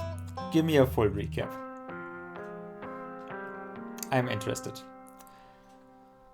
The long-lost cousin, the bad news, the 26 hours of bus rides with countless late-night stops and CD depots that would have felt unsafe, even in the middle of the day. You would normally find yourself traveling like this, but your cousin brought the tickets. Funeral of Pearl and Scarlet, your cousin's mother and your aunt. Seems like something you shouldn't ignore, even considering your own late mother's rocky relationship with this family. Unfortunately, due to the current state of the house, only a few rooms will be safely accessible during your stay. I wouldn't go wandering anywhere else if you value your limbs. The floors have been known to give out. A single deer remains behind, staring down the beam of Stella's flashlight while Gretchen whines and pulls at her harness. Yeah, but this one isn't dead, so how did the deer actually get away, huh? They were sloppy. Come on, you. Whatever your name is, grab the flashlight and help me line up a good shot. As the creatures in the tree line grow louder and more numerous, Gretchen violently strains against her harness. You dive to the flashlight and swing, so that was a big decision. So at least with this, I'm getting the big decisions that I've made. Yeah, that's pretty good. I said aim the damn thing, quick. Perfect. Whoop. Wait, where's Gretchen? Where's my dog? My grandmother called them ditchlings, and they are a terrible omen, a sign of great suffering and destruction to come. Make yourself at home. Wait, that was that was all? From now on, you are back at the estate by bedtime. No more impromptu sleepovers. But that's where I'm unsafest. Winnie can fix you some of Sybil's new blend. Maybe it'll calm you down. I think you'll like today's mix. It's chaga and lemon balm. Should help ease your stress and tension. And if you feel like talking, I'll be all ears. I see you're a private person. I can respect that. You never know how someone might respond to hearing the truth of what you encountered last night. Why is that important? But okay. Like, just now with it showing me this, I actually thought, wait, is the tea important? Should I have taken the tea so that I don't pass out? See more of the vision? Have either of you seen Rosalina around town? I don't want to be a helicopter dad, but she hasn't been answering my texts. And I wanted to make sure she isn't getting into trouble out there. Hi, Dr. Kelly. We were wondering if it would be okay if Reese would come hang out. Nothing strenuous, we promise. Whatever you two have planned is probably beyond what he can manage right now anyways. Yeah, he is already taken. Stay home. Wait for the week to end. Wait, stay home at the estate? Didn't we just now see that whatever is there breaks out in the estate? Don't keep putting yourself in the path of danger. This is all I ask. As you leave Tabitha's office, you take a moment to get your bearings, only to be interrupted by a sudden movement out of the corner of your eye. A girl carrying a bundle of snacks pops through a hole in the fence and disappears over the crest of the hill. She didn't. I guess the old Maxwell place doesn't cut it. This Shaw mine. You pull your phone and dial your cousin. So that was important? What is it? I'm in a meeting. A kid just snuck in. What, are you serious? Why do things keep happening to me ever? Whatever, I'll head over there. Just stay where you are and wait for me already. It's not like you'll listen. Yeah, exactly. See? She can't be mad about that.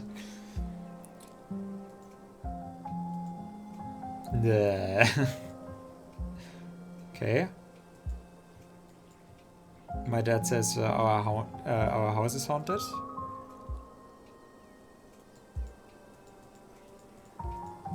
Is that really what we needed to see for the... Like that is the important part.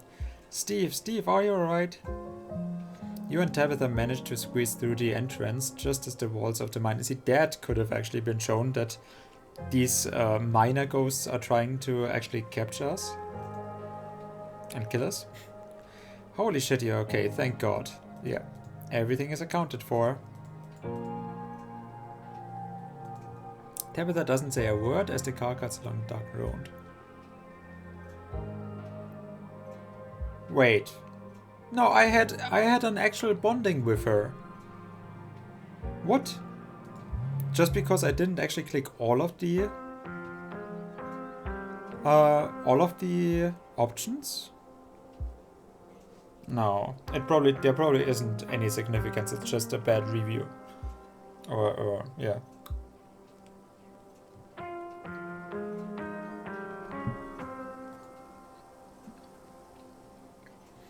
Your thoughts are drawn to the carving on the wall and the vision it imparted upon you. Wake up. I see that at least is a nice easing in to the new chapter. And it is unfortunate that we are not gonna be able to probably not going to be able to get to chapter 4, or well, at least getting to chapter 4 we will, I'll definitely play, like, whatever happens tomorrow, I am going to play the chapter. But we won't be able to get to chapter, or to get to the end of chapter 4. I'm very sorry about that.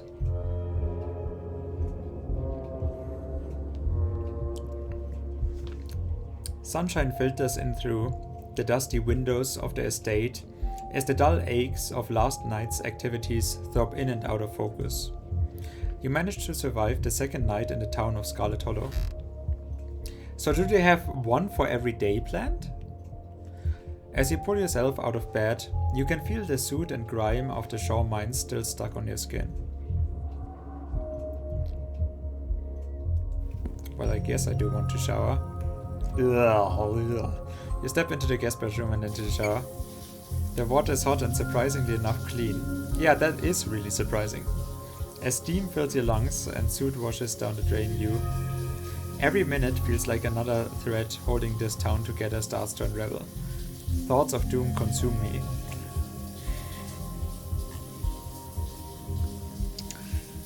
Thoughts of doom consume me. Yes. You're done here. Wash away your sins. Wait, my sins? I've done nothing. Please excuse you, game. You're done here. You turn off the faucet and dry yourself off.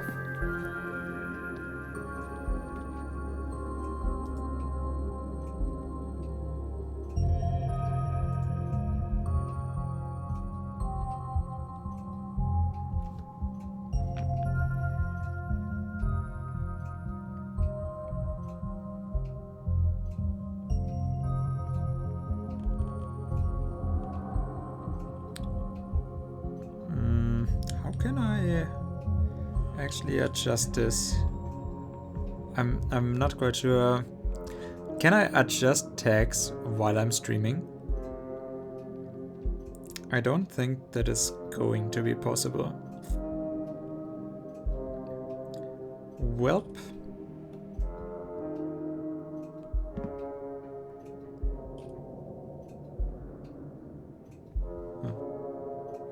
Yeah, I wanted to add a German tag as well. Huh. Time to start your day. Check the closet. Message your group chat with Stella and Kanika. Text Stella, text Kanika. Well, first of all, let's check out the closet. Oh my god. Oh, okay. I see.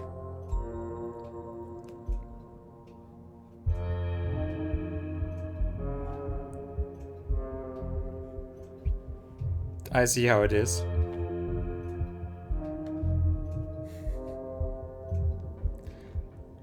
How long were you going to have slept in this room without realizing you shared a space with that doll? Hopefully it doesn't get up and move while you're not around. Oh, it will.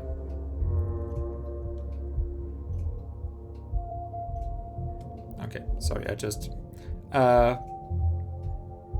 Well, hell no. Pick it up. Yeah, it's actually not so bad.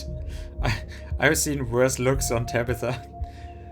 You pick it up to exterminate it more closely. Its foot reads property of Alexandra.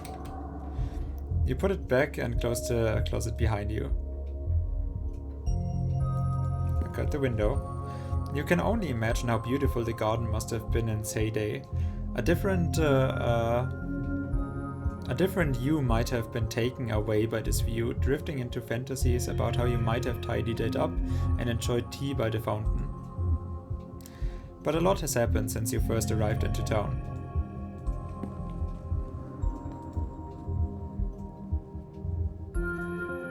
Now let's text Stella.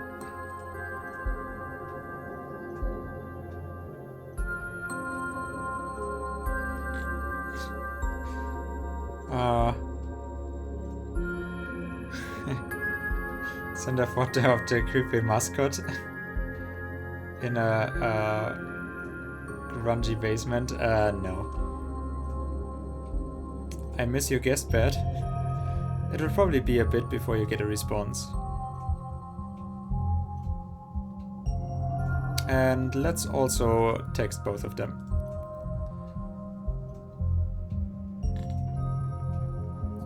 Y'all, I actually bonded with Tabitha last night. I get to meet Reese today. Shit.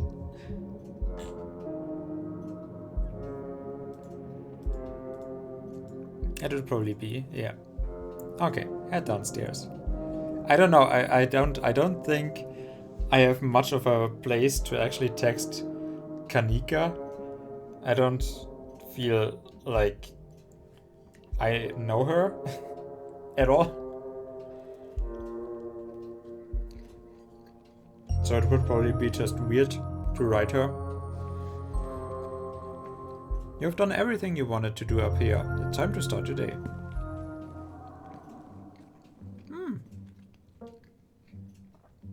And she is eating her ice cream. That is how you know she is shaken up by this.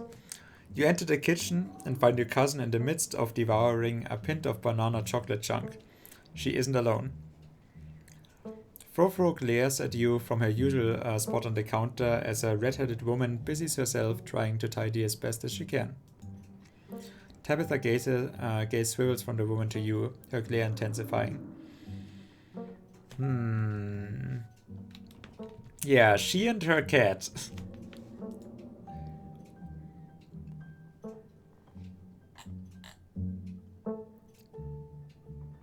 Oh, are we having ice cream for breakfast?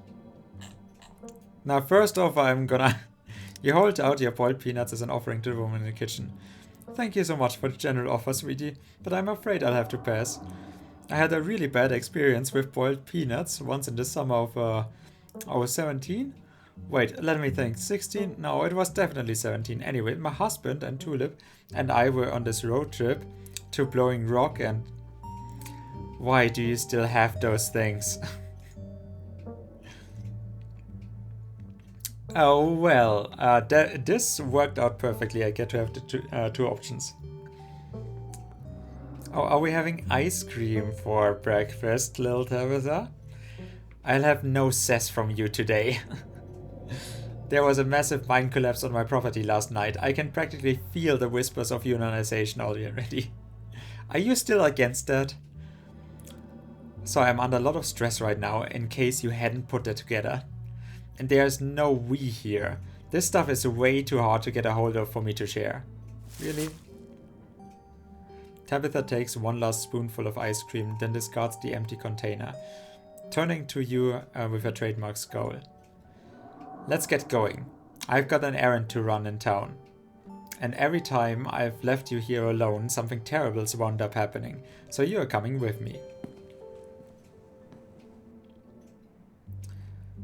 Let's get going. I've got an errand to run in town. And every time blah blah blah. Yeah, okay. You can't just take away my freedom like that. But I haven't had breakfast. Should have thought about that before sleeping in so late. Janie, lock up when you leave, please. And don't go rearranging anything. I'll know. As you're ready to leave, Janie approaches from the far side of the kitchen. Tabitha remains between the two of you, impatiently tapping her foot. Oh, Steve, before you go. Oh, wait, we haven't been accustomed. Okay. I heard about what happened last night. I mean, I heard about it before Miss Tabitha mentioned it just now, and then I heard it again. I just wanted to say that I'm sorry you got caught up in that. You two did right by those kids, though. What a blessing, everyone getting out of that situation all right. Last night was an unavoidable tragedy. See, unavoidable, but I'm afraid there's more to come. Those kids are not safe around me. Oh dear, that sounds just dreadful. Have you considered stopping by the church at some point this week? You Scarlets need some demons beat out of you. My husband's the pastor, and he is going absolutely stir crazy since we have moved here. What with nobody really attending sermons. It would probably do him a lot of good to talk to you through your worries. Wait, you're married to that creepy youth pastor I've been hearing about? With everything that's been going on lately, having a priest on the speed dial seems handy.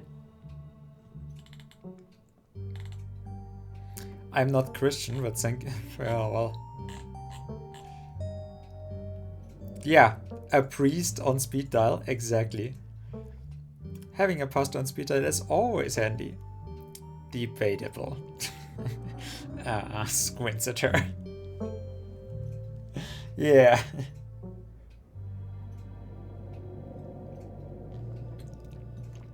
For once, I'm actually agreeing with Tabitha.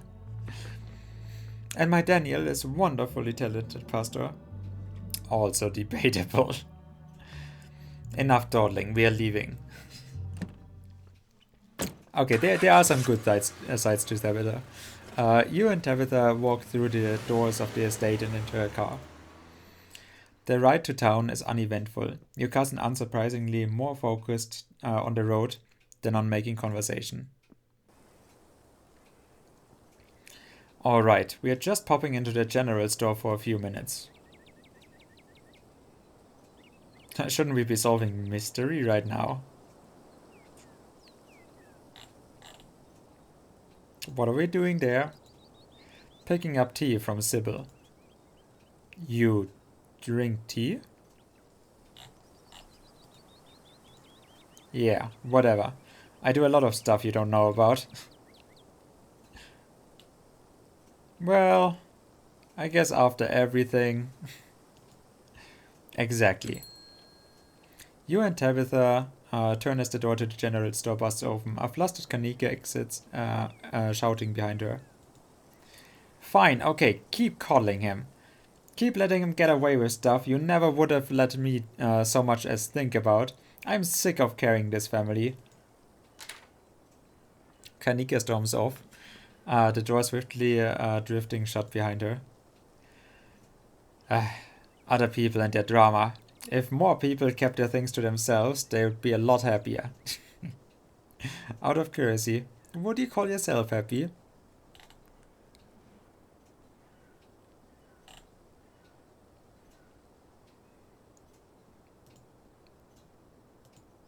Tabitha pulls back, surprised by your question. Yeah, that is a keen eye question, huh? What did I just say? Yeah, I'm happy, whatever. We are burning daylight. Come on. The bells of the general store chime as you cross the threshold. The smells of old wood and steamy herbal tea flood your senses and making you feel instantly at home. Good morning, you two. Hope you're doing well after last night's activities. Morning. Is the new blend ready? Of course. Steve, if you'd like to keep Miles company, Tabitha and I will just be a minute. You will be a minute? I like the tea room. I'm afraid of Miles. What if he makes fun of me for being old? Can I have some tea? I mean, yeah, kind of. Is Kanika okay? Of course, she just needs time to cool down. Emotions are a little high considering everything that happened yesterday. She'll settle down soon enough. I'm just glad both of my little ones made it out okay. Sybil motions for Tabitha to follow. I mean, I guess there it would have been better if I now had the other options as well, because, I mean, that felt more like a I have to ask this, right? It would be weird not to. Sybil motions for Tabitha to follow, and they both disappear into the room together, closing the door behind them with a tinkling of bells. Well, try to listen in. You walk up to the door of the tea room to listen in. Subtle.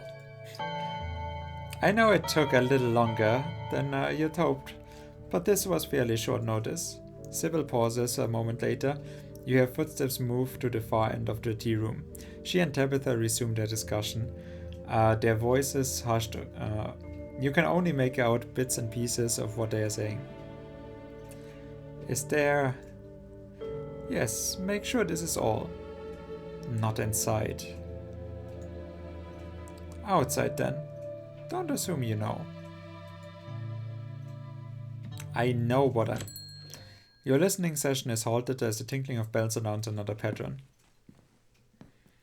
Or in this case, another 2 patrons. Well, if it ain't Steve. Steve. Bo, this is Miss Scarlett's cousin. He was there with Stella that night at the woods. It's a pleasure to meet you, sir. My name is Bo. I'm Duke's boy. Hope you have been faring better since all that unpleasantness. Things have gotten worse. I had almost forgotten you existed. How could I forget Duke?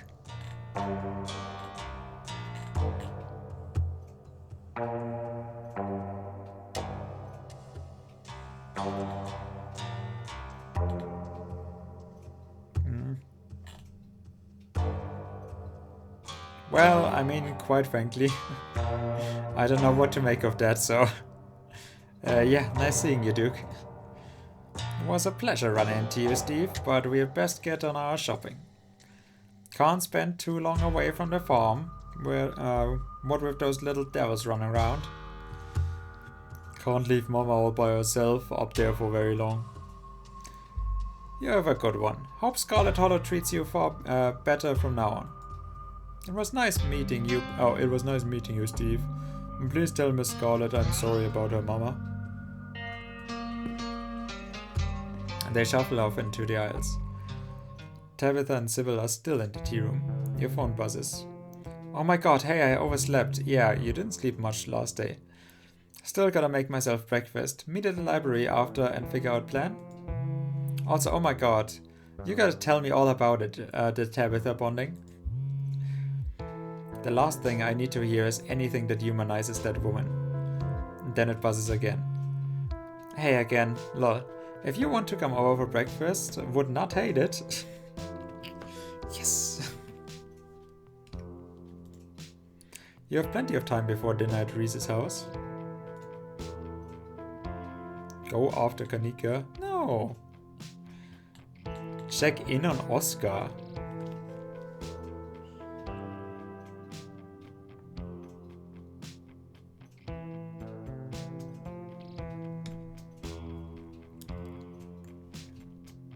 That is a lot of options and I'm not...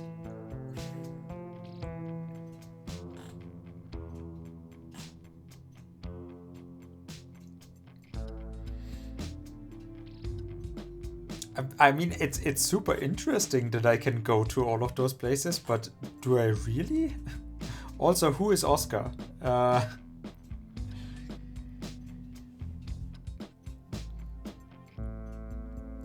Is it the priest? Is it...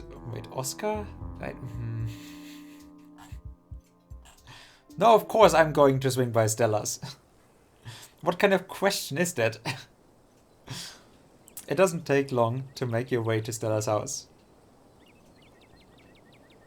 Hi, Stella! You take a deep breath and yell at the top of your lungs. Your shout is met by silence, and then the slow and quiet shuffling of tired feet. An exhausted Stella groggily stares at you from her doorway. Hi, sorry, I'm a bit of a mess. I guess I slept in. A lot. Give me a minute to finish getting dressed, and I can make us some breakfast. See, I needed breakfast anyways, so... Come on. Stella talks from the other room as she changes.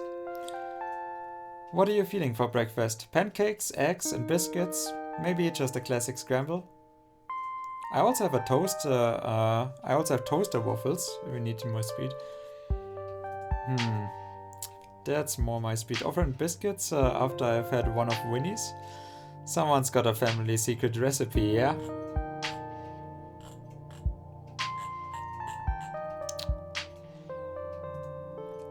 Maybe. I never said they'd be as good as Winnie's, but I've certainly got a trick or two up my sleeve. Alright then, let's see what you got. Excellent, you won't be disappointed. We can even make them together. Oh no, then they are fucked up. Alright, let's get started. Explore flirt. I finally made it. I knew it would pay off investing into this. Well, that's a cute jumpsuit. Yeah, very Ghostbustery. Thanks. I'll keep that in mind. For a better guy than you. Okay.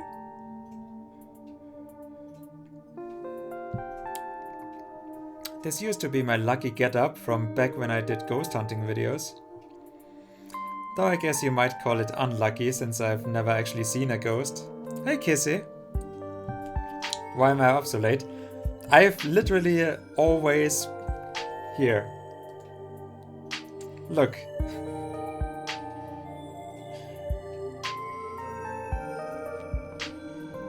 I have been up late every day when I'm streaming this because it is so good. Yeah, no, I feel the most alive when it is late at night. It is something that you can't normally do, you know, like even be loud at night. Well, around here, so I'm feeling I have to make use of that as much as I can. When I'm alone in a house, I have it for myself. I mean, it fucks up my day schedule, that's for sure, but, you know, still. What are you doing up so late, young lady? Huh?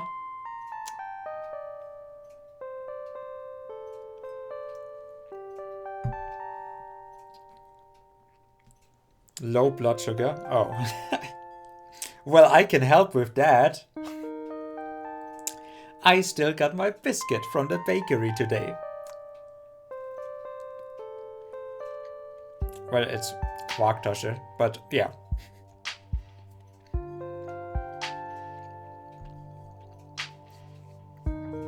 Basically, I literally had that sitting around all day. Just for me to eat that on stream.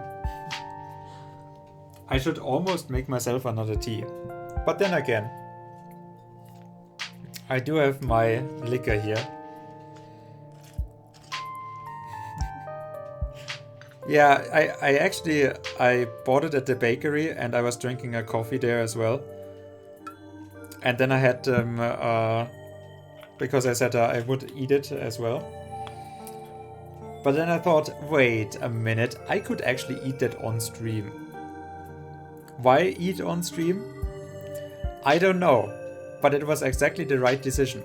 So I have, I asked him to pack it up again. Or pack it up for me. Just so that I could do that tonight. Worth it.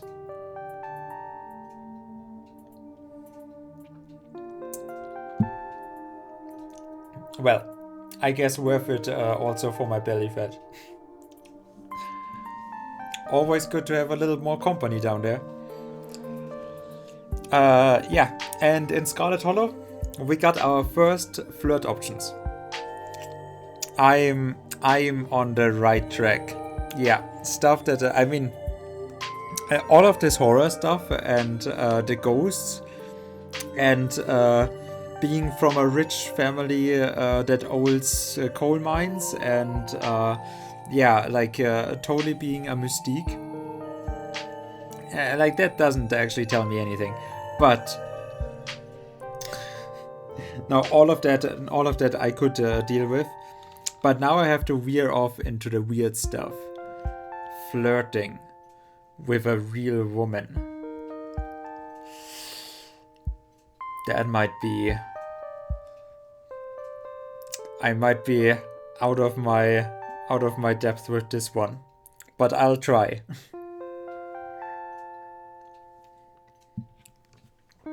I'll do my very best. But hey, after the past couple of nights, maybe we could use a bit of bad luck. The kind of bad luck where we don't find anything, of course. Don't want to jinx us. Should we start on food? I'm starving. You'll have to tell me what to do. Oh, you'll do great, I promise. I have 3 left hands, so will do. I'm sure you'll catch on in no time. Oh my god. Look at those pancakes. Biscuits from scratch seem to intimidate a lot of people, but once you get it down, they are super quick and easy. How about you mix the butter into the dry ingredients while I get everything else ready? She hands you a bowl. You gotta get in there with your hands. Just squish the butter. I have not even actually cleaned my hands, so... Just squish the butter into the flour until all the big chunks are gone.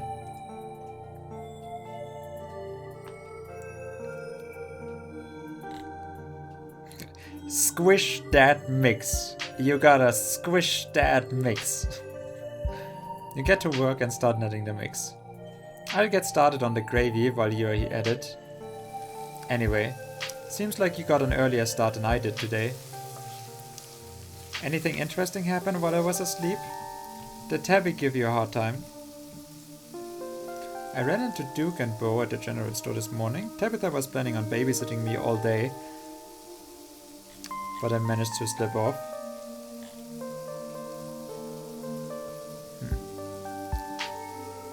Wait, I didn't mention anything about the tea. I'm still thinking the tea probably has a...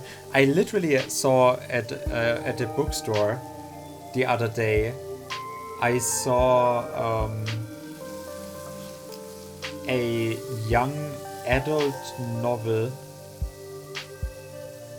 where herbal tea gives you magic powers, which is like one of the worst magic systems that I could imagine. Like, yeah, there can be a lot of variety with that stuff, but unless it is you drink a tea in preparation to something and then for a time frame, you actually have, but like, I mean, still, even then, it is so stupid that tea gives you magic powers. Like, that is just not a good... I don't know. Like, frequently drinking tea giving you magical power, if like it was more of a concept of magic, but like specific effects from tea, that feels so weird, because like, oh yeah, you want that invisibility power, and so you constantly have to, you know, carry the tea around, or you just actually have to make it on site. Like, no. No, that sounds horrible. And as a poison, like poisoning yourself, as in like in The Witcher, like a Witcher potion, that could work better. But still, then a Witcher potion actually is, like, I mean, making tea, really? Then tinctures is actually better. So I'm not quite sure how I'm standing on a tea-based herbal magic. I'm glad you're here. Oh, I'm totally getting somewhere. It's been really nice spending time with you, even if a lot of it has been the two of us running in terror from the monsters of the day. Look how she's blushing. She is totally blushing. She is totally blushing for me.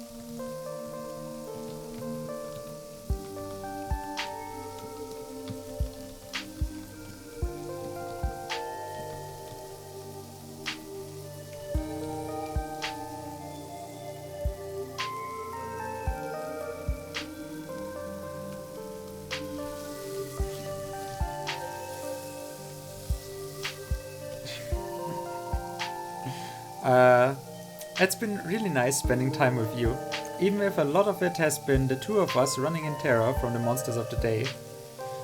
I ran into Duke and Bo, yeah.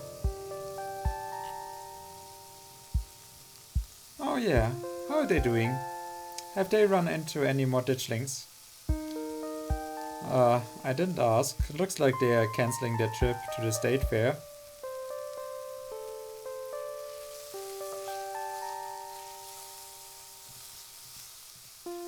Oh, that's too bad. Probably for the best, all things considered, though. Well, other than that, nothing much has happened. Well, no news is probably good news, right? Are you pumped for ghost hunting tonight?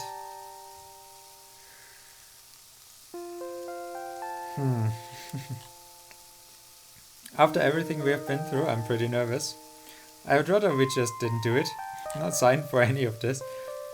I don't know if it really matters how I feel about it. It's gotta get down.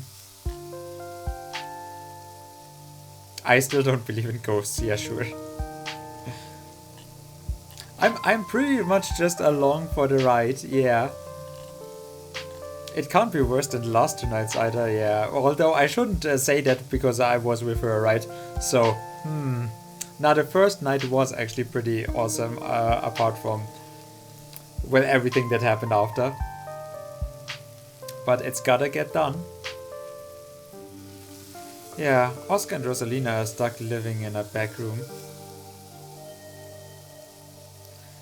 It's gotta get done. Even if getting it done just means finding out there isn't a ghost. Still, look at those ponds. And hey, it will probably be chill. Ghosts are usually pretty harmless, I think. Oh no. But it is the only one, like, with the other kid, I am way more, like, that kid with the sickness. He is totally going, like, apeshit crazy bonkers stuff when I'm there. He is definitely possessed. He is definitely, it's a sickness of not just the mind, the body and everything else. No, it's a sickness of the universe fate. And like he is bursting out like in D-Gray, man. It's just a demon has taken over his body. A demon made of the remains and regrets of his dead relative. As long as you're not adventuring in an abandoned mine. I don't see how even a legit haunting could be anywhere near as bad as everything that happened to us yesterday or the day before. She's just going through all the responses that from what I had as possible options here. And barring the whole Tommyknocker situation, if those even were ghosts, I've never actually encountered one. Odds are nothing serious happens, and we get a night of well-deserved rest and gentle spooks. Gentle spooks. Stella, please don't say it will be chill. You're gonna jinx it. You keep saying things are going to be chill and then they're not very chill.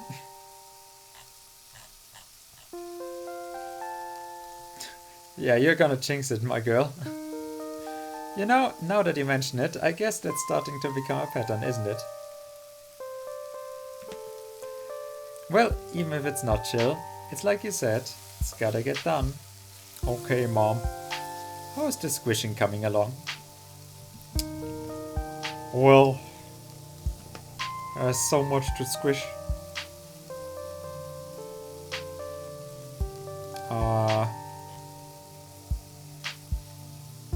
Eat some of the flour and butter mix. Well, messy but good, I think. Stella reaches over and takes the bowl from you. Looks perfect. Wow. Yeah, that's where my third hand came in easy. Now I just have to add the wet stuff and we are busy. Oh, and we're in business. Don't worry. I'll do the whole rollout and fold part. I know that might be intimidating. You wash your hands as Stella adds her milk concoction to the flour mixture, stirring a few times before turning to the counter for the final steps. Our little babies are ready to go in the oven. Well, would you look at that? And if you don't mind, I'm going to make an egg for myself while we wait.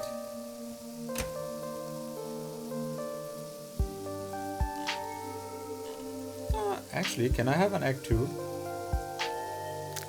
Of course, the more the merrier. Hope you like over easy. Actually not, but okay. Stella cracks an egg into the fresh pan and gets back to work on the stove. Wait, one! Thanks for coming over, by the way. It gets lonely here sometimes. She's totally flirting with me.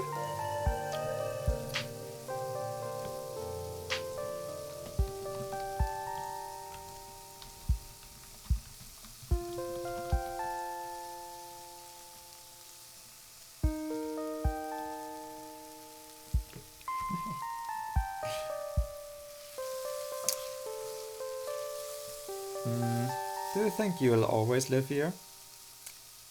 What happened to you? You and Kanika seem really close.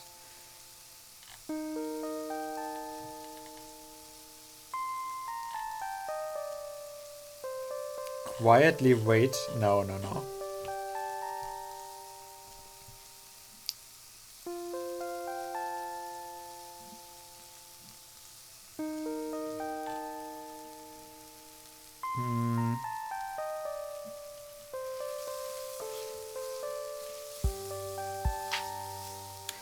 You and Kanika seem really close, and seems like you and Kanika don't hang out much anymore.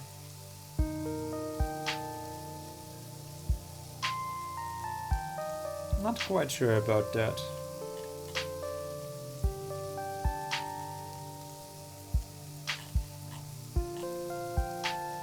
Well, do you think you'll always live here? Have you ever thought of moving away? What, from this haunted ghost town? It's hard to say. This house means a lot to me. This town means a lot to me, and I haven't had to think about where to live or where to go.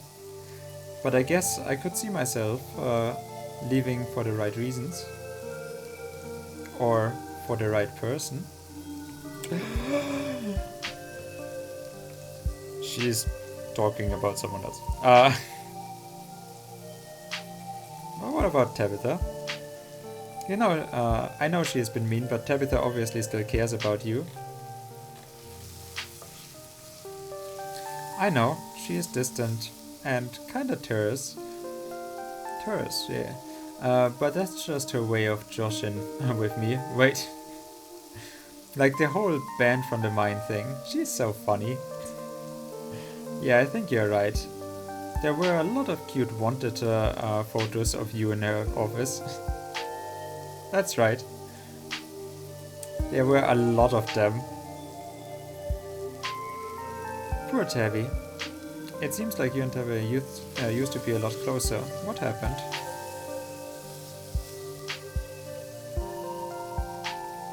Alright, I'll spill the beans.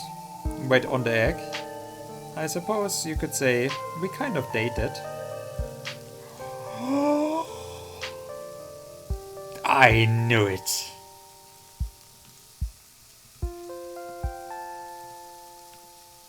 It was never really official. She might tell a little differently, but as far as I'm concerned, that was my first relationship. Not that she is my type or anything. Honestly, that's a lot closer to you.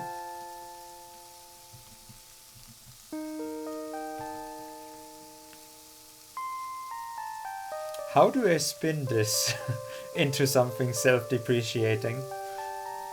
God damn. That is very convincing. Don't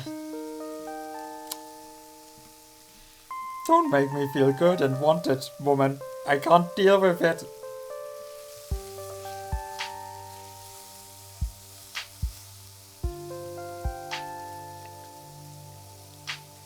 I knew it.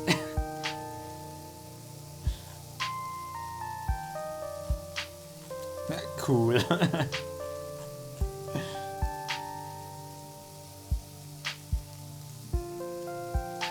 So, you play for left field then? I somehow... No. It's probably not even a bad option. It just sounds really wrong.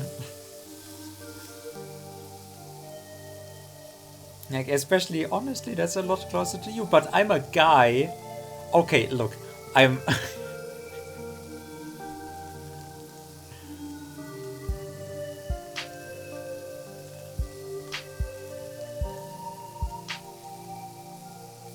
Well, what was it like dating her? Ah, she is hilarious, and I don't know, it's hard to explain what draws you to somebody. I like the challenge of breaking down all those walls she had built up around herself. Yeah, I know someone. It was kinda like taming a wild animal, you know? Oh, you broke her in. But it all just kind of stopped after high school. I guess we didn't see each other every day, and she always was busy at the mine, so there wasn't much of a chance to hang out anymore. I wish we could have stayed friends, like actual friends. I could have used someone like her after the big accident. Kanika was at school already, Reese was sick, and Tabitha wouldn't even return my calls. It was well, it's ancient history. Can't change the past.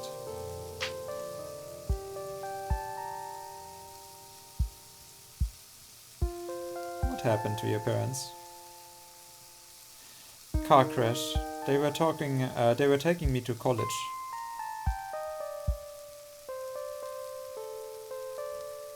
I didn't wind up going to college. That's why she has a YouTuber career now. And the fear of, yeah, not much more to be said.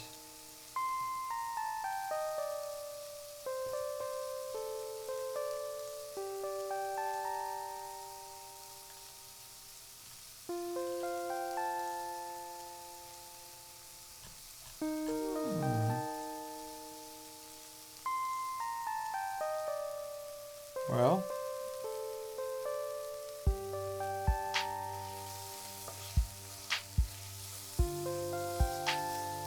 did you ever try to go back to school after that? Stella stares down the breakfast. No, didn't have to. Like I said, I inherited this house, so it's not like I needed to worry about where I'd live and how I'd get by. I mean, still. Taking you to college, were you in the car?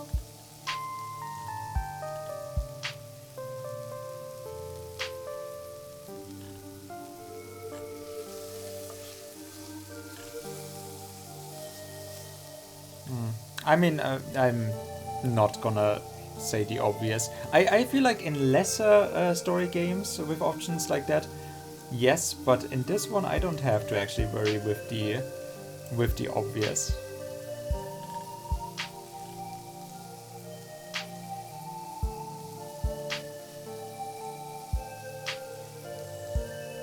And I still feel it was important to ask though, so yeah, I'm sorry. It's okay, it happened. Nothing I can do about that. Can we talk about something else though? It means a lot to me that you care. I really don't like talking about this.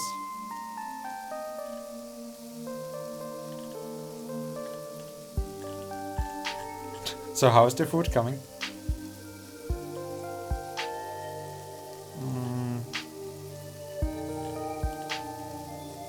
So Reese? Heck yeah, we are. If Dr. Kelly tries to turn us away again, we can just sneak in. Nothing will stand in the way of us and friendship. Are you sure he's real? His mom got it rough.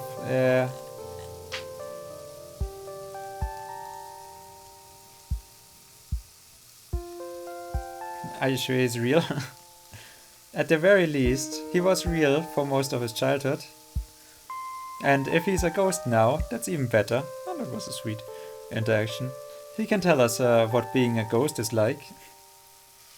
And what is he like? I'm not about to ruin a cool and mysterious introduction by telling you. I think you'll like him though. Oh, okay. Well, his mom got it rough. Yeah, I can't imagine being in her shoes.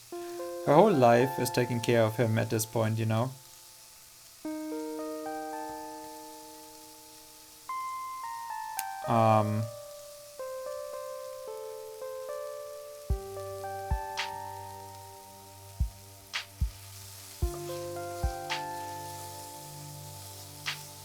I don't know if I should really... This is probably gonna ruin it. But I kind of want to know. Yeah, we kept up while she was away at school, but now that she's back, she's busy with the store. It's really not fair that she had to put her whole life on hold. It's been nice hanging out with her more the past couple of days, though. Even if I wish the circumstances were better. Oh, how's the food coming? A timer goes off and Stella excitedly pops open the oven, pulling out a tray of delectable biscuits. Funny you should ask. Looks like we're done here. Yeah, funny I should ask. And with that, breakfast is served, and it waited for my conversation to finish. Great. That's a fresh biscuit, alright. Still not as good as the diners, but if I could capture that kind of perfection, there would be no mountains left for me to conquer. Better to have the thrill of a challenge. I'm so glad you came over today. I've been having a little bit of a hard time sleeping the past couple nights. I'm sure you can relate. Now I have a cat.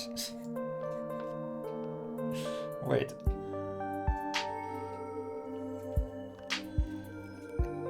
I think I needed a nice slow morning like this. Just hanging out with you. Oh, behave. As you and Stella start to dig in, you're interrupted by a phone alarm sounding off. Oh shoot, I almost forgot. It's Major Jimmy Day. On top of being a great show, it's probably a good excuse to meet up with Oscar and start talking ghosts. Why is meeting the mayor such an exciting event to you? He's just a politician.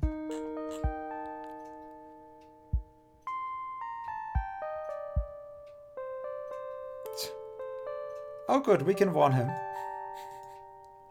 I don't think he'll be very receptive. It will be a blast though. Let's scarf this down and head on over. I'll make sure I'll bring some biscuits for the mayor. Shall we?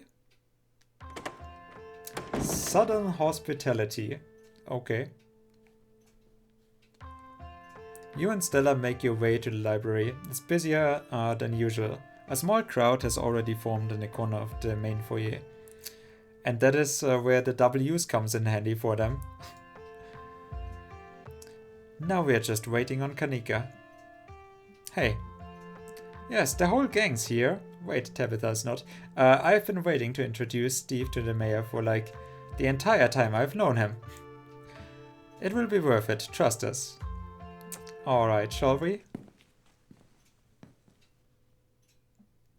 Oh. He's a dog. Kenai, not only is this mayor a dog, but judging from the series of portraits lining the walls, every mayor in Scarlet Hollow has been a dog. I don't know if I needed a... Okay, but we still have to tell him about the dangers that are lurking out there. He has to be warned. You, bodyguard, you have to keep him safe at all costs. He is the most important person in this town. Dog person. You can tell this dog is the mayor from his little sash and his fancy top hat. Very fancy. There's a regal air about him, almost as if he knows the position of authority he's been elected to. You haven't met the serious man by his side, but you have to assume that he is the mayor's handler. So basically like Biden.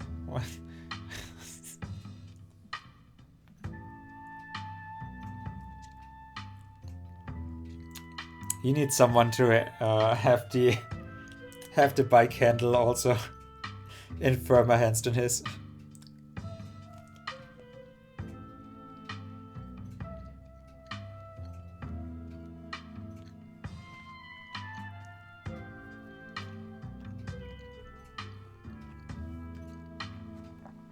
The mayor's little nose starts twitching as you approach. His doggy eyes shine with a curious intensity. He knows you have something. Oh. Offer him a campaign contribution. Keep the... Okay, look. So this is where it goes from good to evil route. Keeping the peanuts to yourself. What kind of monster?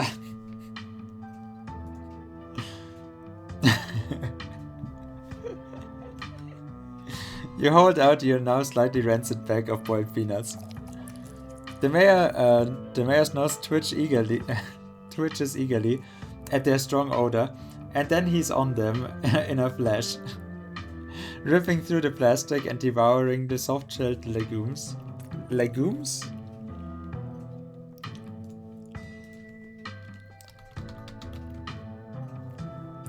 Oh, Gemüse.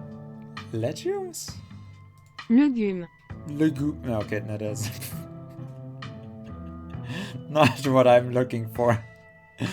Please. God damn it, wait. Legumes. Okay, there, Hülsenfrüchte. Better. But it is apparently a French word as well. The mayor's nose twitches eagerly at their strong odor, and then he is on them in a flash, ripping through the plastic and devouring the soft-shelled legumes. The generous campaign contribution, yes. Now drop it, sir! Drop it! Whoa! His security detail tries to tear him away, but it's too late. The peanuts are already eaten.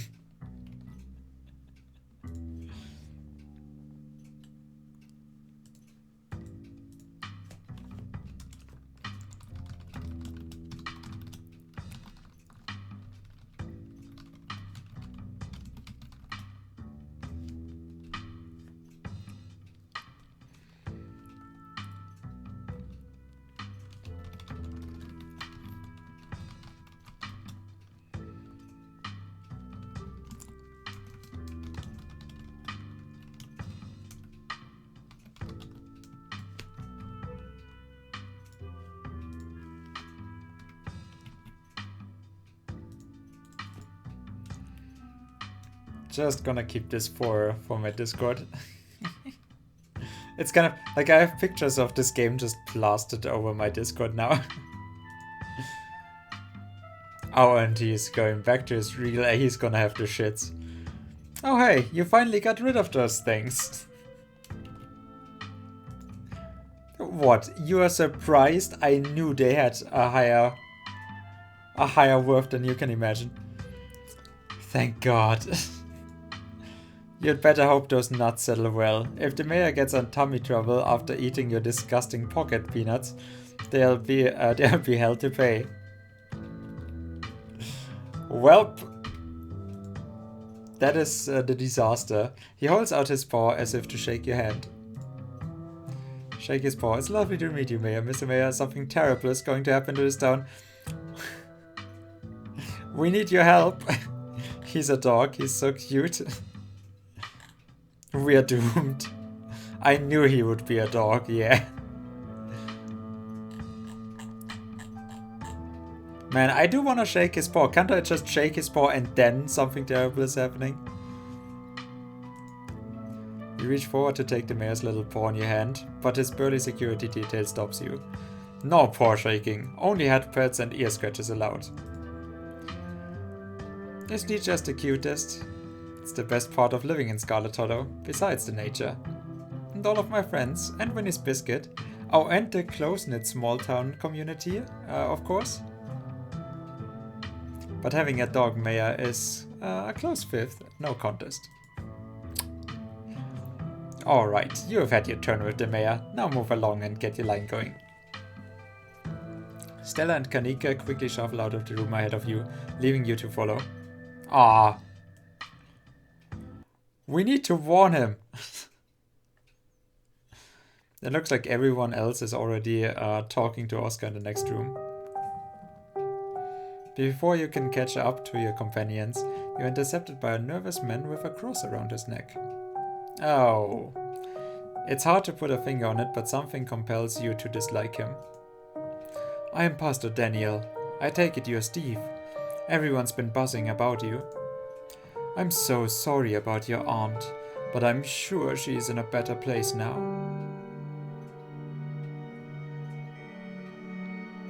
Let's not kid ourselves, we know Perlan is in hell.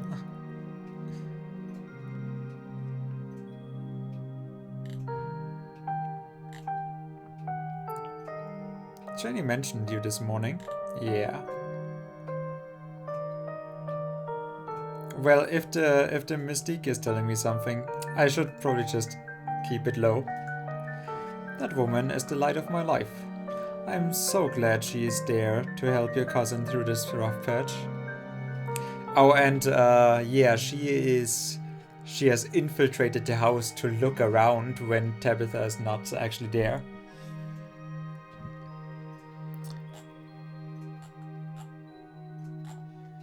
Well, people in town seem to think there's something wrong with you.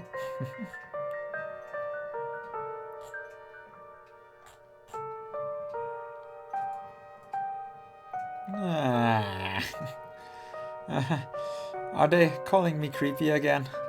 I've heard some folks like to tell little jokes like that. Folks in this town sure have an interesting sense of humor, but it's really funny. Anyway, I just thought I would offer to lend you an ear if you ever needed to talk through your feelings about Perlan's passing, or your mother's passing for that matter. I see what everyone meant. You've got a vibe. Actually, no, that's just nice of him.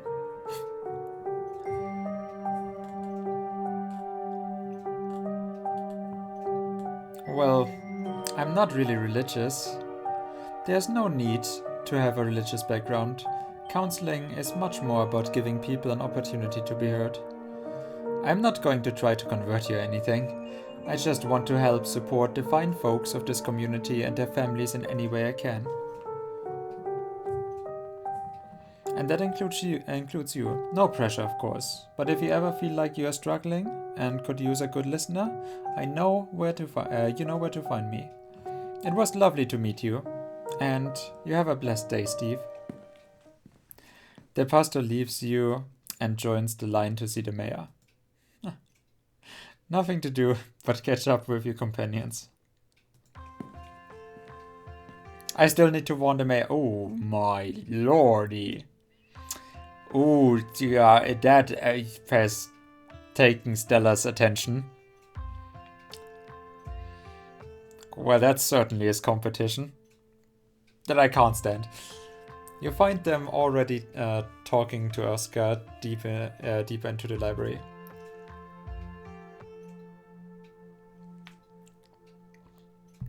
What, is he camping out in the botanics in like the garden house?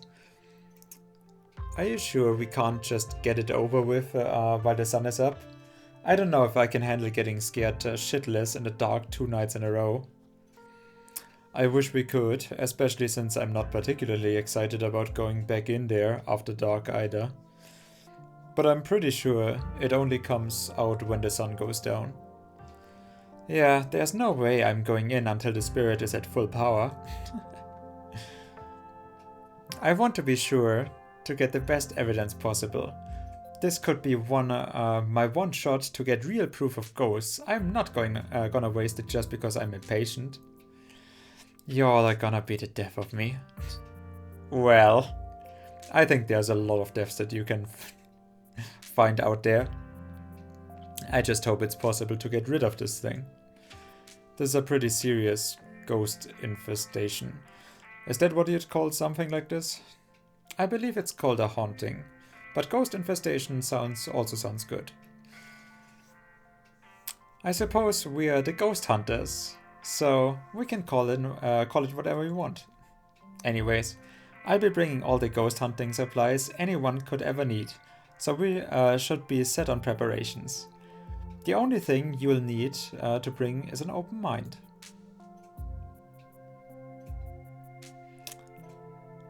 We have the power of friendship by our side. Oh god, we are so dead.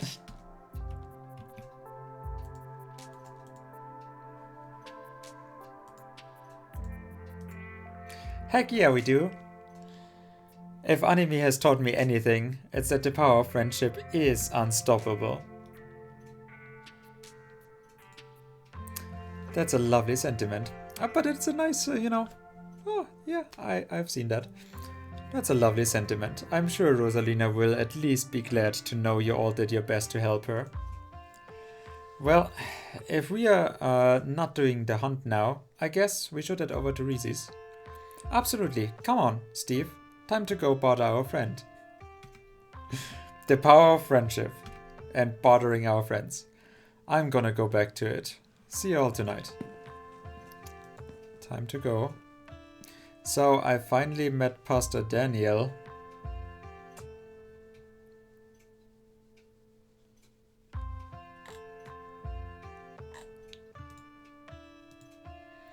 It was only a matter of time until he tried to pull you aside about grief counseling.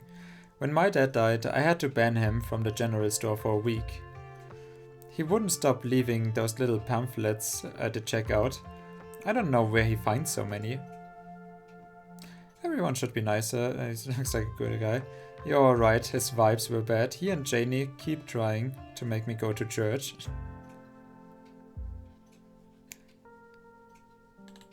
I mean, I'm gonna go. That's all I have to say, really. I met him. He has been met. I have no opinions on the man. I mean, I said, like, I should go with my mystique, right?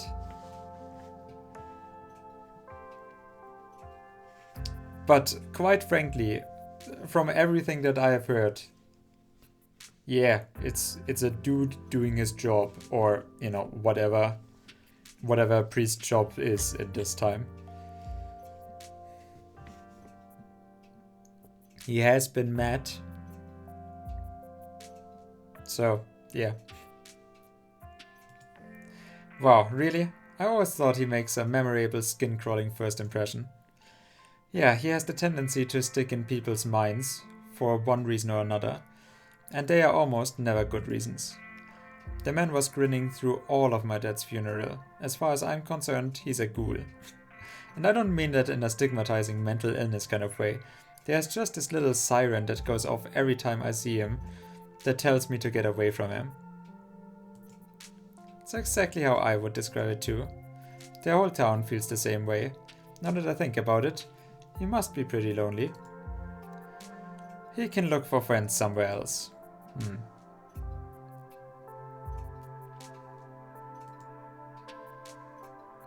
It felt something... Well, and now I'm coming with that? Okay. I wonder if the pastor is cursed. I felt something odd when he came up to me. And the way everyone dislikes him seems excessive. Unnaturally excessive.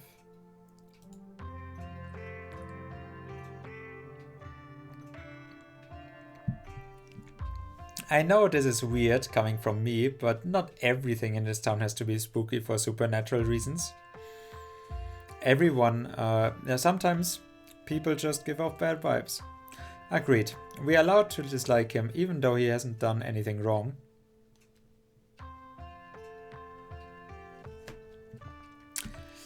No.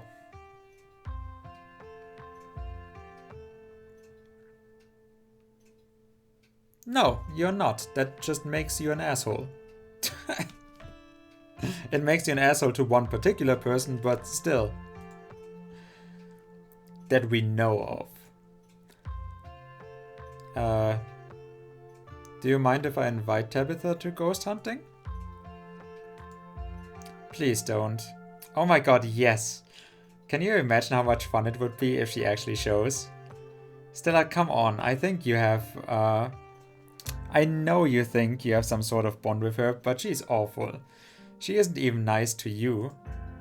You just haven't given her a chance. Maybe if she comes along tonight, the two of you will finally get along. No.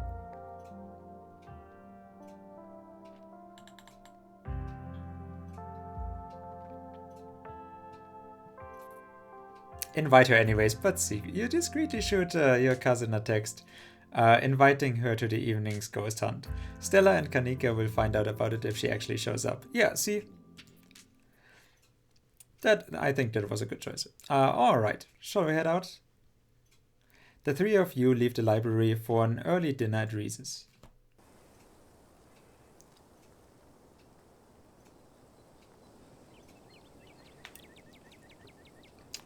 Now, when we are talking about possession, though, I'm gonna cure that boy's illness.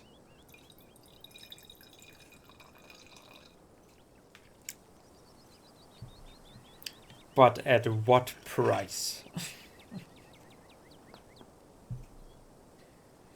You once again find yourself in front of Reese's house.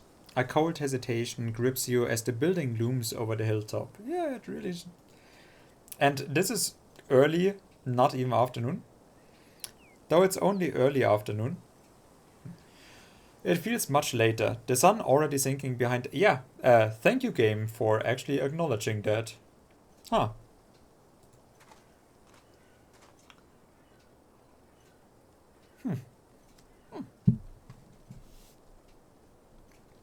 Very good.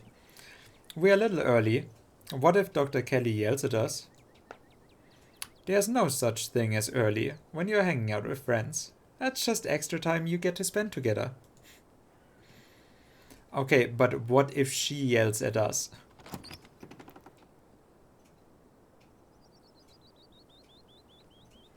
Oh, hi, Mark.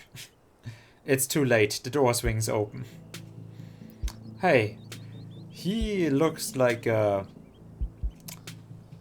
he looks like the sick dude from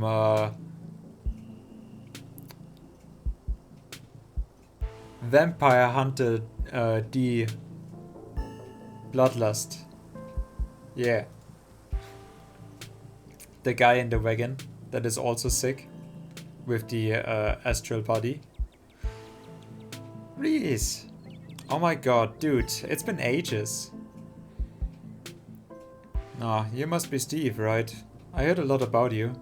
Stella's been relentless about making sure I got all the Steve updates. Are they here already? I knew you'd show up early, Stella. And I knew you'd probably want to help me cook too. What can I say? I make an excellent sous chef. The house feels cold. Not only is there an odd chill in the air, but the building itself feels too sterile, uncomfortably tidy to the point where you're nervous to touch anything. If it weren't for the aroma of store-bought dinner rolls baking in the oven and the unsettling artwork hanging in the walls, you'd be half convinced you'd wandered into a real estate showing. So, how can I lend a hand? By sitting down at the table and not puttering around in my kitchen. I like puttering around. Oh, whoops.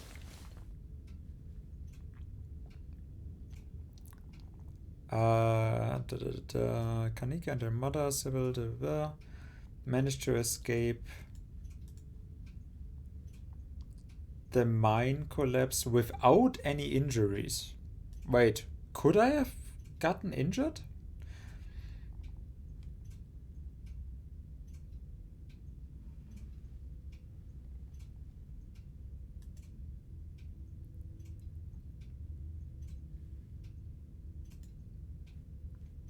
It's not that bad. You can still see the floor. Wait, oh yeah, this one.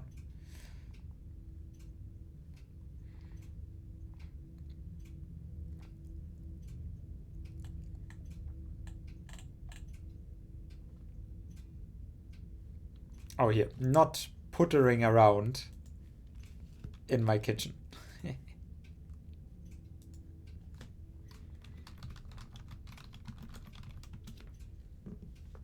to do things in a relaxed way without rushing or trying very hard. He really enjoys footering around the garden. I made sure everything was done well in advance, so the only thing left are the dinner rolls, which shouldn't be long. Then we can have a quick dinner, and you can leave my house and go on about your business. But I was kind of hoping to see Reeves' new art. Oh, we still have time now, right? You aren't seriously considering subjecting your friends to your disaster of a room, are you? It's not that bad, you can still see the floor. Dr. Kelly raises a single questioning eyebrow. I don't mind a little mess. Yeah, I doubt it could be any worse than the way I keep my room. Which is like, yeah. I mean, especially when you just have a room, there's just no way to keep a tiny room, right? Those people freak me out. It's gotta be messy. Yes, okay, fine. As long as you stay out of the kitchen. I don't care what you get up to.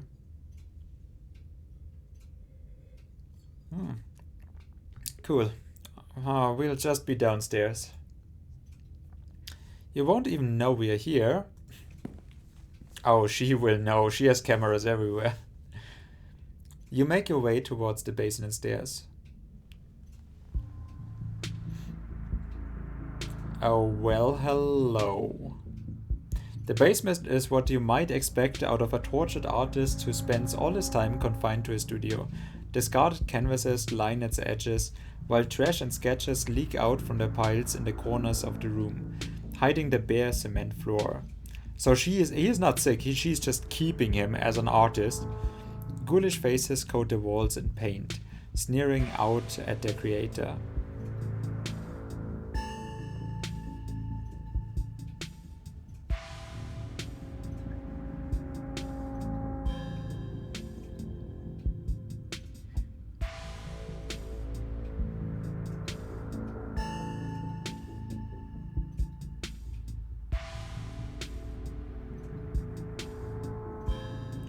Am I seeing here? Oh, look how he has painted the corner. If you can see that. There's definitely some ditchlings in here as well, right? Oh, he has also the bricks. What? Your mom is so scary. And this is not. She can be a little intense. Kind of overprotective. Which I guess makes sense. Anyway, make yourselves comfortable. You'll have to forgive the mess. I've been distracted lately, haven't been cleaning much. So, has Stella told you about everything that's happening? Yeah.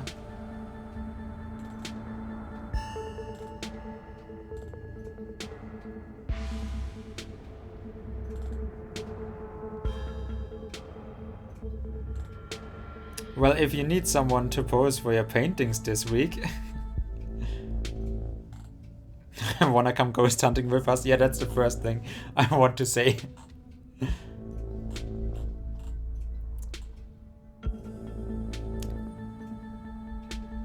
Well, your art. Mystical, each piece exudes a sickening miasma.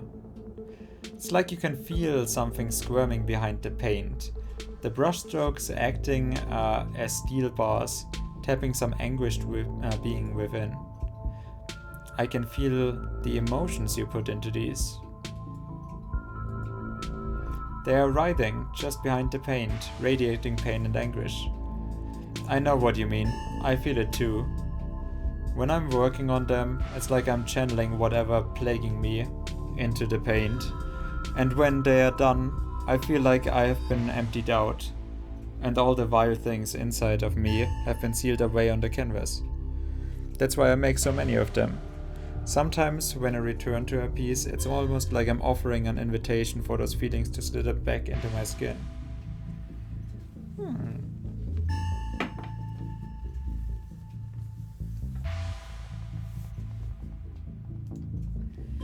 There are some pieces I can't even look at. I hide them until I forget they exist. I would rather not let those particular feelings back in. Sounds kind of like therapy. That seems healthy. Probably. Although I'm not quite sure.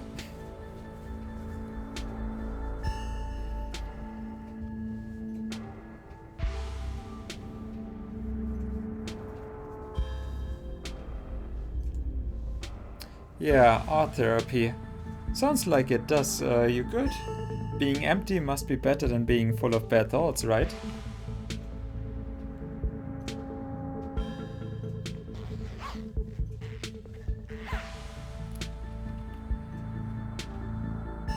Sorry. It is getting cold, after all. Has been longer than I expected anyways.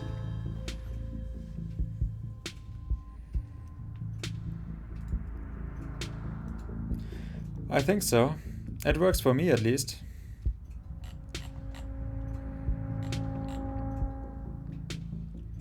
Well, if you need anyone to pose for your paintings this week, that's so kind of you to offer. But you're okay with hanging out at the weird hours. I would love for you to come by and sit for me. Wait, he actually took me up on the offer. Oh no! That was not what I expected. It's been a long time since I was able to draw anyone but myself. Oh, that is all himself? And I would really appreciate the company. Maybe we could all come. Wouldn't that be fun? Oh yes, do nude paintings of...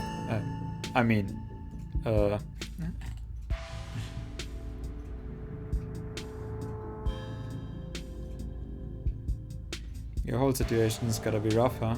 Sorry. Thanks, but I've been dealing with this thing for a while, so you don't have to feel sorry for me. I've come to terms with the way the rest of my life is going to be. You're so macabre, Reese. You might get sound like you have been sentenced to death. You haven't, right? Not exactly. No one really knows what's wrong with me, but it's been getting worse. I can barely keep most food down. My skin always itches, like there are worms crawling underneath it. I could live for a long time, or a short time, no one's sure. But I'm definitely not going to get better. Whatever time I have left is going to be miserable. So I've done my mourning. My best years are behind me. My future is unknowable. But one day I'll wind up in a pine box, just like everyone else, and I'm okay with that. Dang, Reese, I may be a goth, but there are that's some real nihilistic shit. Well, mostly that is also... Like, yeah, when the doctors don't give you hope. We'll make sure to come by more often from here on out. Friendship heals all wounds, right? Thanks, guys, but you really shouldn't worry about me. I have my art, I'm doing fine, really. Aww. True, we all join the worms one day. We just gotta make the best of what we've got. Well, actually, I do wanna know. I don't mind, though the answer isn't very illuminating. It's not one particular thing, but a whole mess of nasty little things that add up to one diagnosis of bad genes. I don't think... Oh, hey, Pestle. Yes. Yes, I am. And you actually found that out without me adding my tag. I just got something about me, I guess. I wonder what it is. Probably my dashing good looks. How are you doing?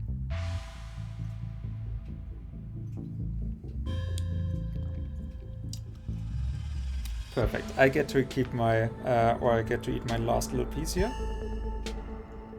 While I wait for an answer.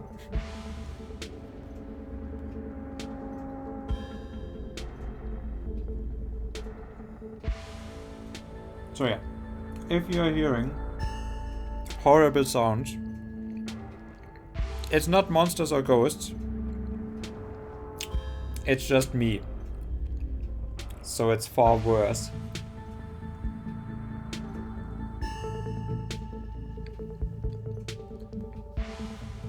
Ah, okay, yeah, well that kind of gives things away, yeah. Damn. I gotta add a more mysterious vibe into that. I guess it would work better if I was like a VTuber or a PNG tuber. where I could make up all crazy kind of shit. But then again, when everyone is doing that, like, you know, the most unique avatar that I have is my face, which is its own kind of atrocity that you couldn't actually come up with in your darkest, deepest fantasies. So, you know, I always felt like I don't need to be a PNG tuber. And I don't need to have, you know, hold something back behind the hill. I am pretty open about my disability of being a German. It's pretty hard.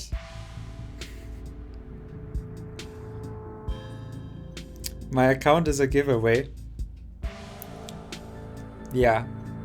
But I'm still not giving away free stuff.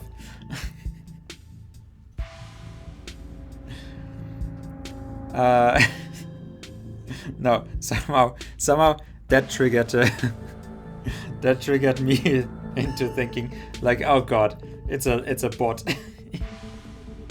Because with that sparkle added to the giveaway, I thought like, oh no, this is gonna be another talk about, oh, and if you want to have you know, the newest follower bots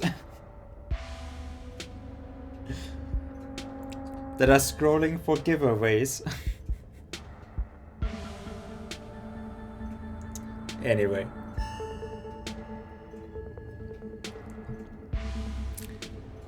But yeah, while we're talking about the losing card in the DNA lottery, and hey, it isn't all that bad. I get to be sitting here in the warmth with wine and liquor, sweets. And hey, it isn't all that bad. Some of it is just weird, like this. Ugh, that's an arm. Oh, yeah, that's... Reese pulls on the skin of his arm. It stretches unnaturally. I mean, that is a thing that can happen. But still, what is happening with your claw hands here? Okay, well, I mean, it doesn't clap back like that, I hope. Hyper-elasticity, kinda cool, right? Whoa, yeah, no, you're definitely gonna change into a ditchling. Does that not hurt? How did you even find me? I'm playing a game like this. Nobody is supposed to be finding me. First off, not in the dead of night. And second of all, not when I'm playing games like this. I'm in full incognito mode. Apart from everything. So how did he even come across here? Into this dark, unholy place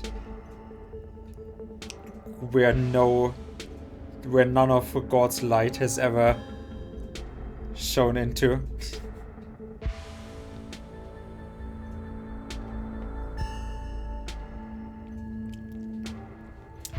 Nope, it feels fine.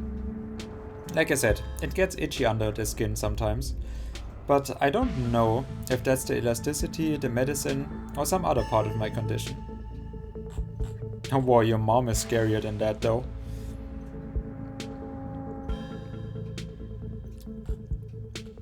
Ah. Well, let's talk about the movie collection. Let me think. Oh, have you heard of Shinichi, Death Blood? I saw that for the first time recently and it blew me away.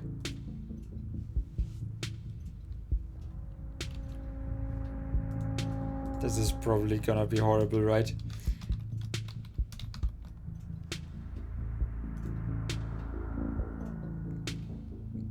Oh no, it is, what is it? The plot centers are on Akira, blah blah, iguana. What is it?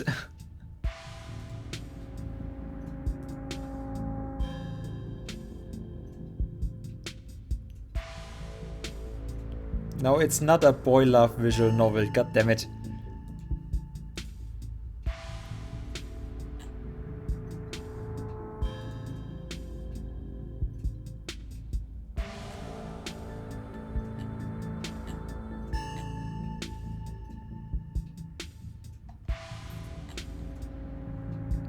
Oh, so it's not an actual thing. There's just something very similar to it for PlayStation 2. Damn, I actually hoped that it would be a real movie. Definition of giveaway is unintentional revelation or betrayal. True. I mean, I can betray you if you want to. I could actually say that I'm not really German. I'm Bavarian, which is as far removed from German as you can be in Germany.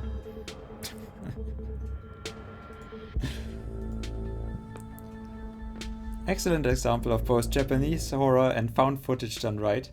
We could even put it on after dinner, if you guys are interested. No, I want to keep my dinner inside. Yeah, there's something about the way that Asian folks approach horror. Like all of the horror from like South Korea, Japan obviously has some fucked up shit, but no. Indonesian horror is also like they just have a whole different way of approaching like death, gods, horror monsters, because then obviously with the monsters like in Japan with the yokais, and then Indonesia is also veering off into that. And there's just something different about their horror that I don't feel like. Most of the stuff with American horror is just, oh, that's disgusting. Like usually it is much less horror than it is jump scares and, oh yeah, that's disgusting. And that doesn't really do it for me. But some of the mindfuck stuff that they have, that feels... There's some lingering horror that just... I don't know. Just built different. I mean, it is the same way that anime feels different, right? Anime also captures... It captures feeling, I think, differently than Western movies ever could. We can capture feeling in other ways, but somehow the ways that anime actually does it, it is not really replicable with the craft of Western filmmaking.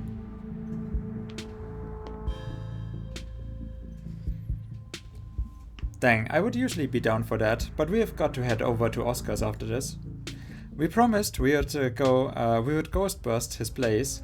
He's apparently been dealing with a bad haunting, and I feel like we should really be there for him tonight. So you wanna come? You could scare the ghost away. Considering everything that's happened, he and Rosalina both need our support right now.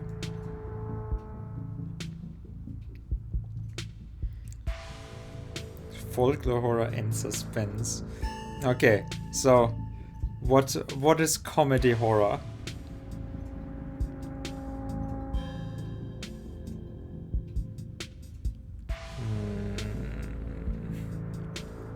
Like, do I really know comedy horror? Does that actually work? The new Scooby-Doo is just a horror. Mostly the horror of bad writing. No, so that can't be it. Horror mixed with comedy. Oh, What We Do in the Shadows. Although that is not really horror.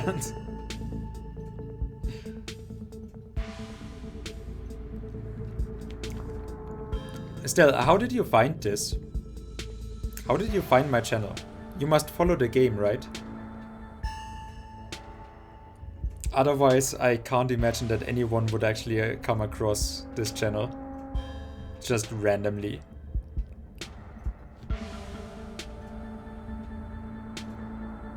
Yeah, we could always ditch. The movie sounds good. I'll take a rain check on that movie though.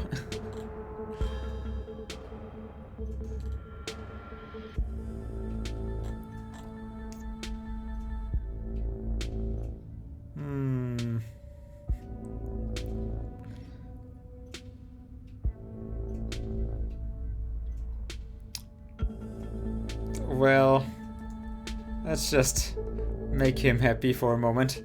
I'll take a rain check. What is a rain check though? Scary movie 4, okay. Ah, follow the franchise. Yeah, I won't have time, unfortunately, for finishing chapter 4. Unless I pull an all-nighter now. But yeah. I mean, we'll do the ghost hunting, but there will be more in this chapter, right? I'm pretty sure there will be more. Maybe we'll go to the priest. Ooh, we'll play this will probably play out like an exorcist story, right? In this chapter. Because yeah, I only have tomorrow still. Maybe Monday, but probably not. Also, that would be a day stream. And then I don't have the place for myself anymore. So I won't be able to actually come around to it. So unfortunately, I think I'll only get up to the end of chapter 3. And then at least we'll have the 4th chapter to actually look forward to, right? I get my caught up then, and maybe like the next time I'm streaming it, which always for me my stream blocks are like 3-4 months apart. Like the last time is like 5 months ago. So at that time, maybe the next chapter is already out. I don't know. At like how are they releasing their chapters? How long does it take them? When was the last one released? Ah, okay, good. Thank you. I do appreciate it. Why would it call rain check? Is it like the weather checking for rain? Roughly 9 months. Okay, yeah. So like if I'm streaming again in like July, August, or August, September, maybe even. So there's a good chance, right? I didn't even like. I think I originally bought this game when chapter 4 wasn't out. So it might be that I don't even actually have chapter 4. You have to pay for them, right? So maybe it is good actually that I don't get this. No. It's fine. But I'm actually really happy about this because I'm for one happy that in the first chapter, the first conversation, I was actually not really looking forward to the horror starting.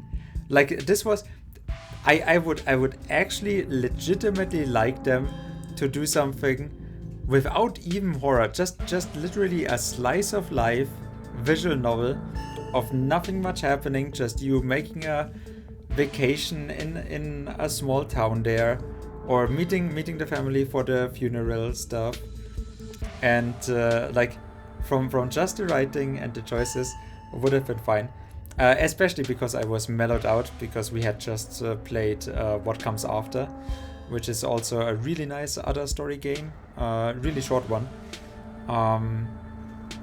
That was ending on a very positive note, and then like I did not actually look forward to the horror stuff starting, but since there's not much of it, and like it's not a big deal, quite frankly, but I do not mind that at all. It's actually accentuating the good parts of the game for me.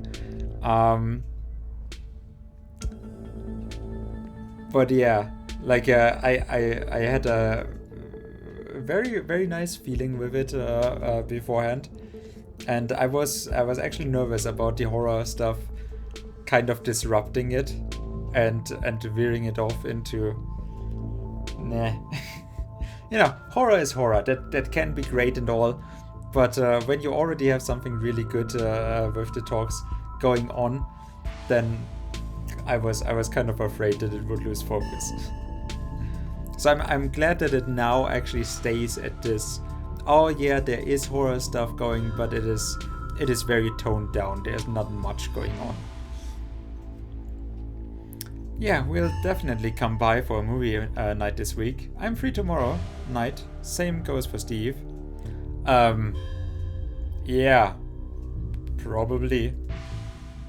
Why is everyone trying to make plans for me? Tabitha and her. I should probably work tomorrow, but I can close up early.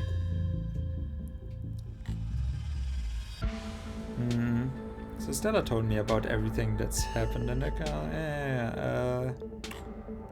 Well,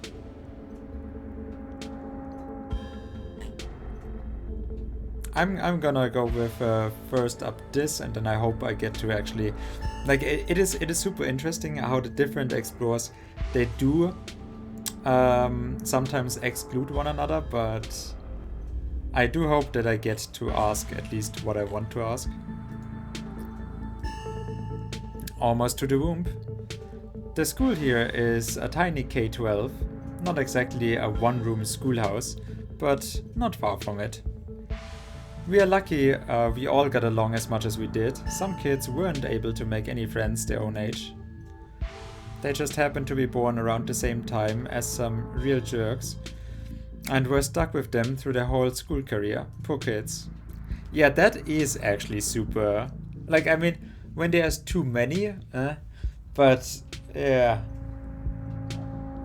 I definitely know that, coming from a small town. Like, I'm literally house sitting here in my place of birth.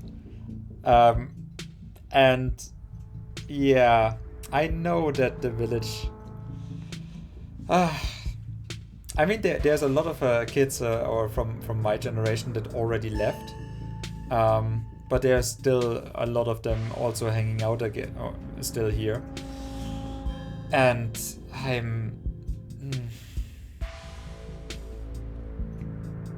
I know why I've never really made friends with people around here in my hometown. Which was not good. Because, like, stuck in a hometown where, like, you should know everyone, or just about everyone, from, like, the 3 towns that are up to my school, and, or, towns, villages. And you just can't really get along with any of them. It is really, small village life, but it does to some degree suck. That oh, I could find my people, but, like, what do I have here? I have bad internet, I don't have a car yet to get around, and everyone here is an asshole. Goddamn. What are you gonna do?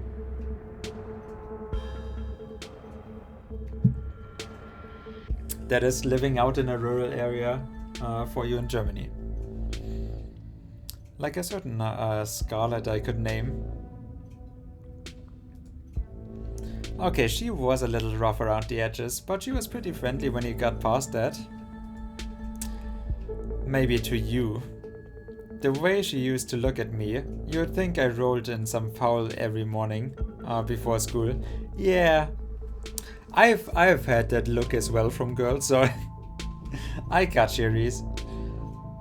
Same here, though to be fair, the feeling was more mutual between us. She deserved it though. Yeah, I don't know if I can deal with Kanika. She is...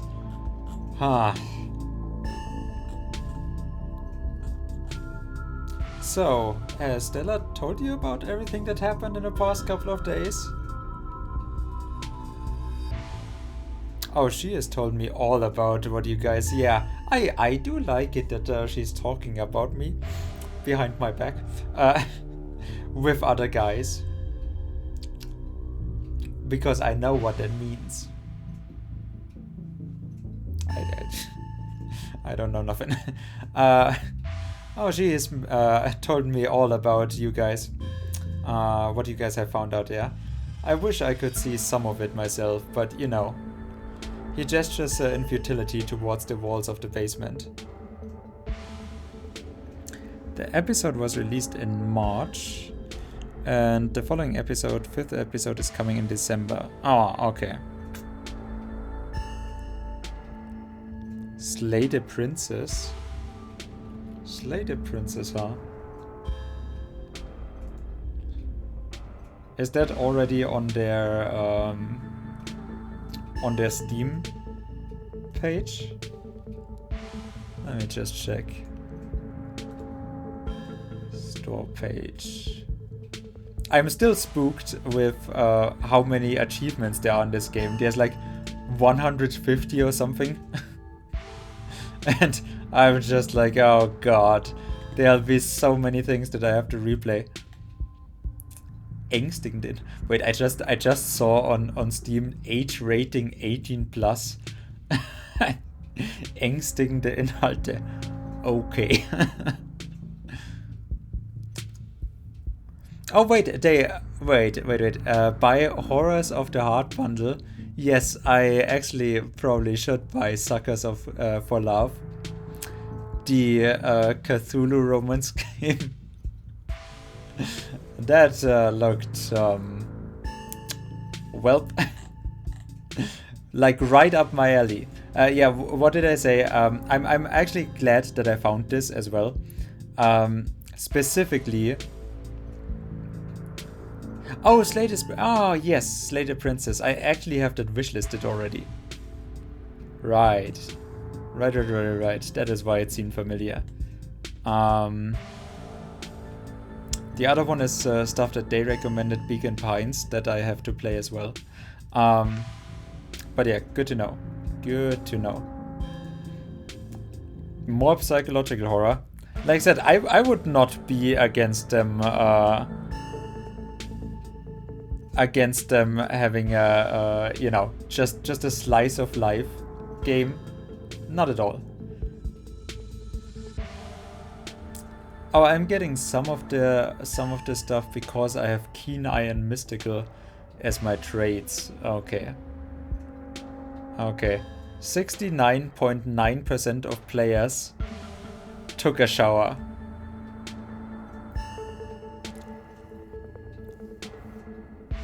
I hope the other one took a bath in the tub. Okay.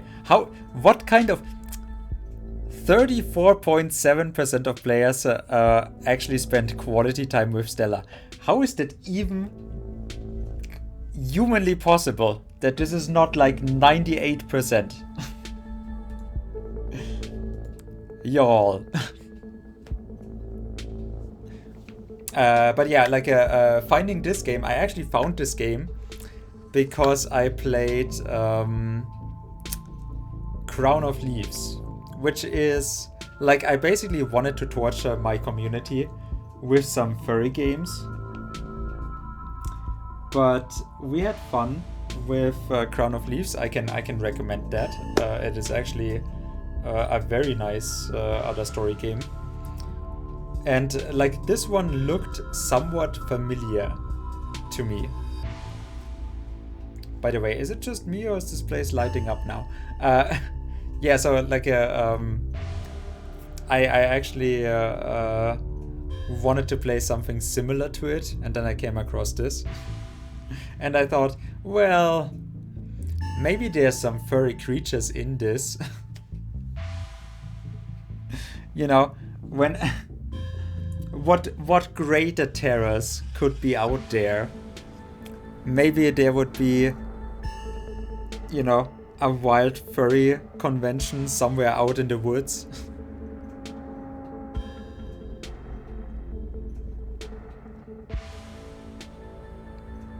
Or, you know, some grime and grease Helps the skin, I'm sure.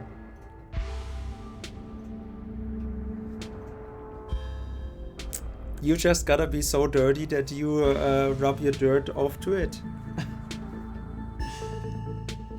And then you don't have to be afraid of anything else being dirty. That is my motto.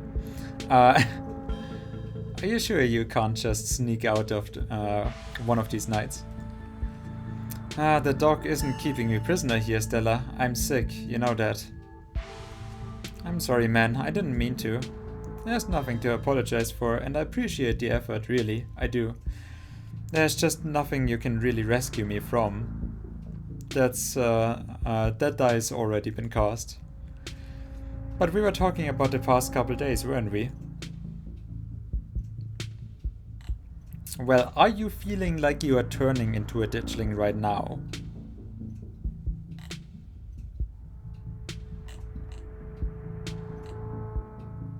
Welp, I'm gonna go with I wanna ask everything. Yeah, they have been coming up to my window at night. When you saw them at your window and you were like, I guess some crazy cat lady got a bunch of, like, probably shaved their cats and... Wait, really? Is that why you texted me that they looked like something out of your nightmares? No, they look like something out of your pictures. Yeah, I thought I was hallucinating. I hadn't put it together that we might have been seeing the same thing until just now. I've been sketching them, actually. Tell me what you think. Yeah. Yeah, I see the similarities already. He pulls out a sketchbook from one of the piles in this room.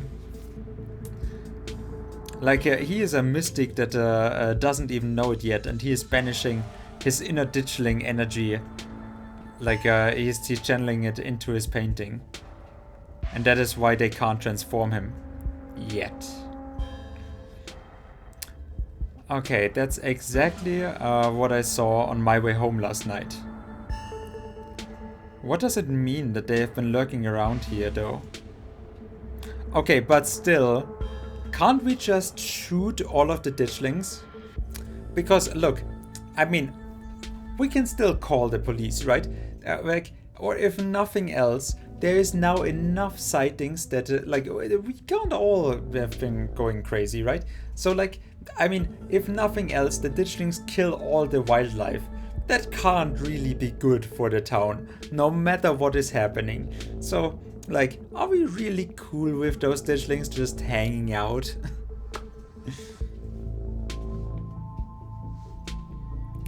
I don't know, but I like the company. They're kind of beautiful in a sad way, if you ask me. I agree to disagree with you there. Those things are gonna be stuck in my nightmares until the day I die. Which could come sooner, as you expect. What do you think of my cousin then? Yeah, no, she is ugly. Ugly to the deepest depth of her soul. That is not there anymore. She was always so distant and mean. I probably would have thought she had it out for me personally if she wasn't like that towards everyone. Or if I thought she even knew my name.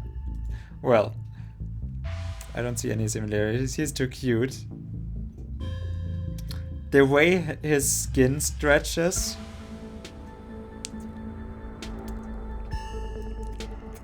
The transformation has already started. But people change. Maybe she's nicer now. She's still terrible. You guys just never took the chance to get to know her. And be her lover. She is actually really funny and sweet when she is naked. I'll pass, thanks. Well, what do you think is going on with Wayne? Who's Wayne? Yeah, exactly. You know, the guy who's been following me. I had the same reaction with when I could go to Oscar, and I was like, wait, who is Oscar? The guy who's been following Steve around all ominous. Oh yeah, the slasher creep. I appreciate the classic Jason vibe he's going on. Yeah, I actually... He's hoping he doesn't live up. He is hoping he doesn't live up to the look, for all our sakes. You know, if he is like the last movie, he is kind of a pushover. Do you think the town is doomed? I think everything is probably doomed at some point, but I guess that's answering a different question. So yes, we are definitely all going to die. Oh, that's good to hear. Do I think the town of Scarlet Hollow is on the brink of collapse? Probably not. But it's not like I have a lot of perspective on what it's out like there. Yeah, maybe not the best person to ask, but still, another mystique to ask, probably. You know, I was all in on my idea that he is not actually just sick. Like, what you can probably tell from my, like, if you're already reading into my profile, you can probably see the profile picture of the Grey Man as the channel banner picture. Like, I was all in on the first episode of the Grey Man that there's a demon that, you know, crawled into his skin. And it would be like an exorcist situation. And see, that is why we would have needed... I mean, we still have a chance with the ghost in Oscar's house. But yeah, no, like, that is what we could have then needed the priest for. Like, I was all in on that going on with Reese. Him just being a normal boy with stretchy skin. Like I said, the horror in this is kind of a slow roast. I was expecting like 360-degree neck breaks, neck turns, puke everywhere from here to the ceiling, glowing eyes, floating beds. Like, I mean, I expected everything.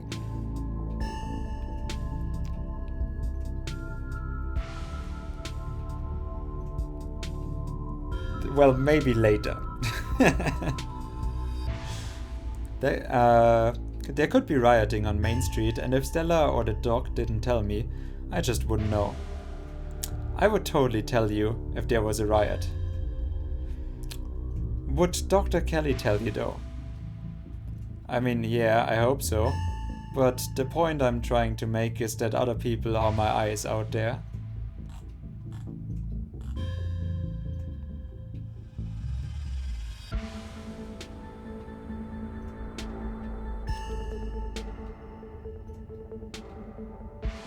Well, dinner's gotta be ready, right? I mean, I wanna eat something, so yeah. Almost on cue, Reese's mom shouts from the kitchen. Dinner's on the table. Guess that's it for catching up. Oh, well. Let me just... Oh yeah, I see what you mean. So cute. No, it's just... It's just... His pants actually can't hold with all the thinness. Yeah. That is why he has his hands in his pockets, because he has to hold his trousers up. Make sure you all wash your hands with soap. I don't want anyone sharing their germs at the dinner table. I'm sorry for breathing or existing. Sure thing, Doc. I'm allergic to soap and can't wash my hands. Mystic and Keen Eyes. Because like I'm playing the I wanna say typical horror character that sees more, like I wanted to orientate myself kind of on a mix of Malkavian and Toriator. And I felt like I'm seeing the greater, bigger picture.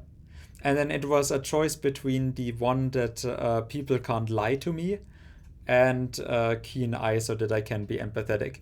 But quite frankly, I would probably not pick keen eye anymore. Uh, like, I mean, there was like 2 or 3 choices with keen eye that actually really made sense, but everything else from keen eye, I could have just also, yeah, street smart. I could have also just taken from, just normal me, not actual player cues or main character cues. Still, like, what I actually do think is pretty brilliant in this game, and what I also think should actually happen, um, I really like, for one, that I can go into explore options, go out of explore options, and then get back to them. That when that happens, I actually really like that. It made the conversation feel a little bit more organic, without just locking everything away right away. That I kind of do hate when story games do that. And what I really like about the traits is that they do mix. So I really appreciated when I saw that Keen Eye can mix with Mystique. Um, and that it does add up something, like that I could take the singular ones, but then also the combined option is then combining both of them to give a clearer picture, which did not have much of a strong effect, but still, I really appreciated that I could do it. But it literally only happened like twice in the whole game. And I would appreciate it if I actually could pick a third trait. Not by me picking it, just by the game deciding at some point that, going through all of the choices that I've made, that it's just keeping count in the background of what choices I naturally picked or naturally picked first. And then just giving me a trait by education or, like honing in on something that fits my playstyle. That would also be pretty cool, I think. Like it would signify that your character is actually growing and growing accustomed to the situation and the characters and as a person. I would actually like that, but yeah.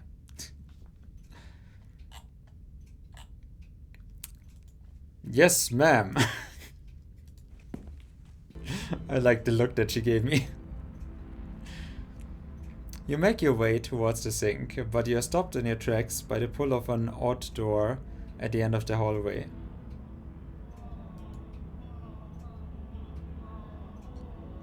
Oh no. I can hear the hidden porn stash calling to me. Yeah, something like that.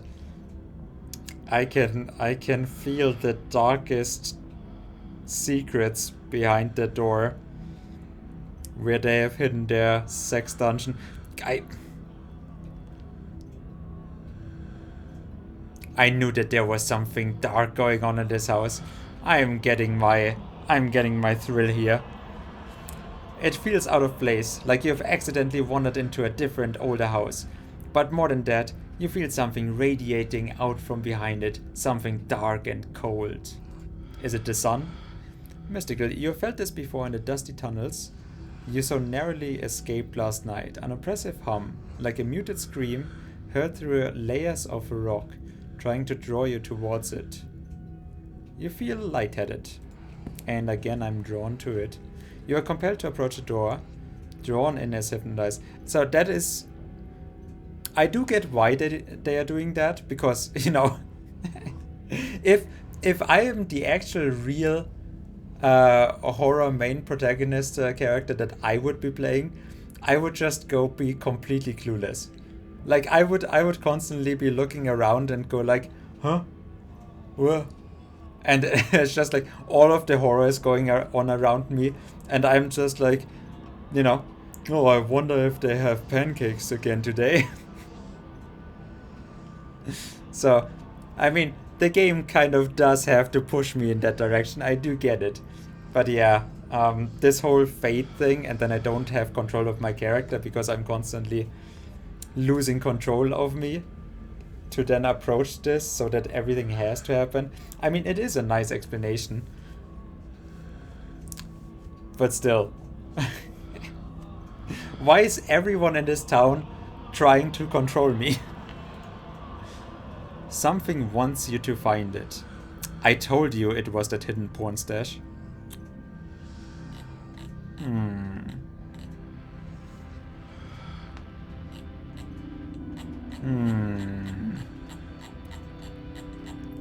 See, there, like, one of those is just, yeah, go the other way. That's weird. Wash your hands. Go back to the kitchen. Mystical, snap yourself out of it. Oh. But see, that is actually very well done. Kudos to the game. You do your best to snap yourself out of it, turning into the bathroom and dutifully washing your hands before joining your companions at the table.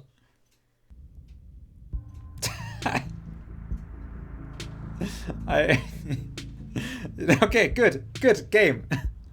Well done. That is. See, I'm not lying. That is 100% what I would. Oh, that was weird. Man, I do wonder what she made for dinner. Okay, so the look that this gives me is that she is part of the cult and does dark rituals, and her son is suffering from that. Like she is controlling the ditchlings. Now she's one of the ones that freed the ditchlings, opened the mine thing, whatever. And yeah, she is part of the cult, and whatever she's doing in her house is also drawing the life energy of her son. Yeah, and it is just giving her an excuse to stay in the house every time. Yeah. Dinner is already laid out. It has fantastic music. It actually does. Dinner is already laid out. Dinner rolls, spaghetti, and a light salad. Kanika anxiously picks at her food. Stella is nervously talkative. And Reese is suddenly quiet and tense, as his shoulders tight as his mother perches on the chair next to his. Dr. Kelly's eyes all of you with a sharp, fierce gaze. Yeah. Yeah. Then again, I have not forgotten the eyes that Stella had when she ran away in the mine. I saw those mouths in her. I think it's homecoming for the track at the clinic door.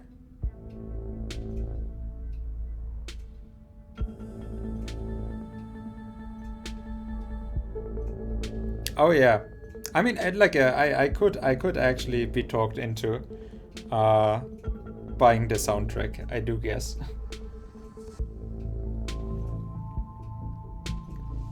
But it does have a really nice feeling about it. Although it is very bound to the situations that you're seeing in the town. So by itself, the music, I guess, would not really like.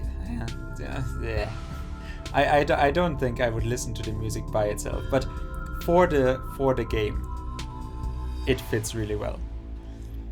She sits opposite you at the far head of the table. Yeah, and I frighten her, as I'm a mystic. Her features silhouetted against the light of the setting sun and the window behind her. Pills.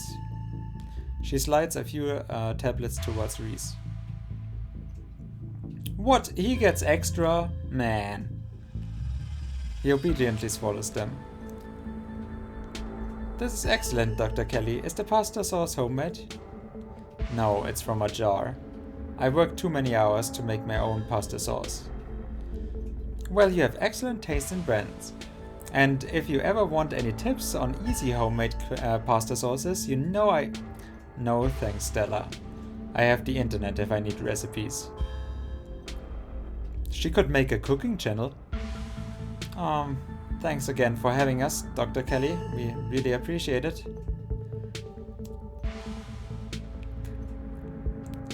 Damn, I would have loved if I still had my peanuts. You know, what if I actually kept my peanuts? They were just the best introduction, and I just could keep it. Like, I mean, okay, like I had to give it to the dog. That was just not an option. But I saw those puppy eyes looking at them. But yeah, it was a really good introduction. Just holding out my pungent peanuts. I would love to do that in real life as well. But then again, I would be carrying pungent peanuts with me all the time.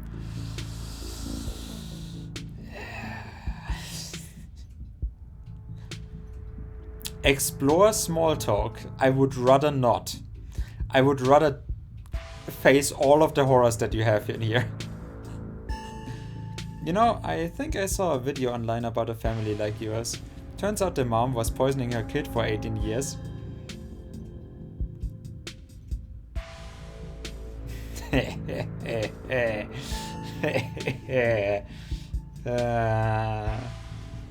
I want to actually have, you know, I want to be a completely normal main character in a horror story where I'm just like, oh, I have those visions, but apart from that, I'm a big wuss. But how about... This fits my personality the best, okay? I literally spoke about that. You know, in the face of danger, you gotta say something inappropriate. Okay, maybe, look. Okay, fine. I'm afraid. I'm more afraid than of the monsters. You know, I think I saw a video online about a family like yours. It turns out the mom had been poisoning her kid for 18 years. She looked a lot like you. The dinner table goes quiet. Oh yeah, I think I saw that one too. Wild stuff. Yeah, thank you, Stella. That's exactly why I love you. That's just unable to read the room at all. Is that so? The silent returns. Seconds feel drawn out like minutes. Good night. Dr. Kelly's eyes briefly nervously glanced towards his son before flitting back to a position of annoyance. You can't help but feel like what you saw went beyond compassionate worry to be genuine fear. Can't help but feel what you saw went beyond compassionate worry to be genuine fear. Was that really the look that she gave him? If anything, that looked really like humanizing her.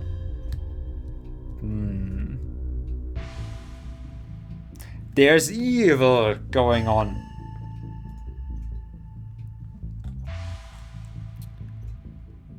So, how about some small talk? Lie, the food's really great. Well, actually, it's food. Have you ever seen a dead body? Yes, right. No. Push it right in.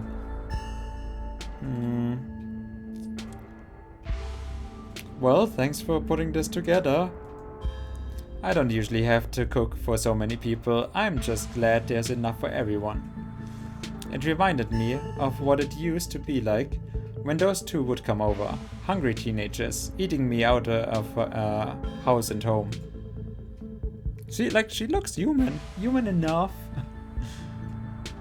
I should have charged your parents for all the food you kids went through, honestly. It was like I was running a restaurant, not the doctor's office. What were they like as kids?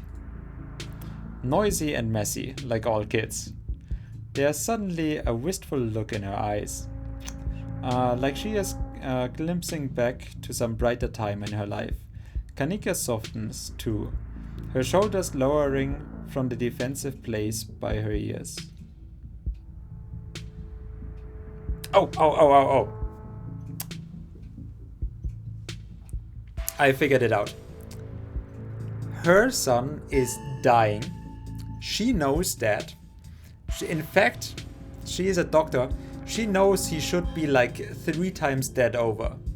And so she looked to ways to saving him and found that cult thing that is going on in this town with the evil powers. And so she used those evil powers to keep her son alive until now.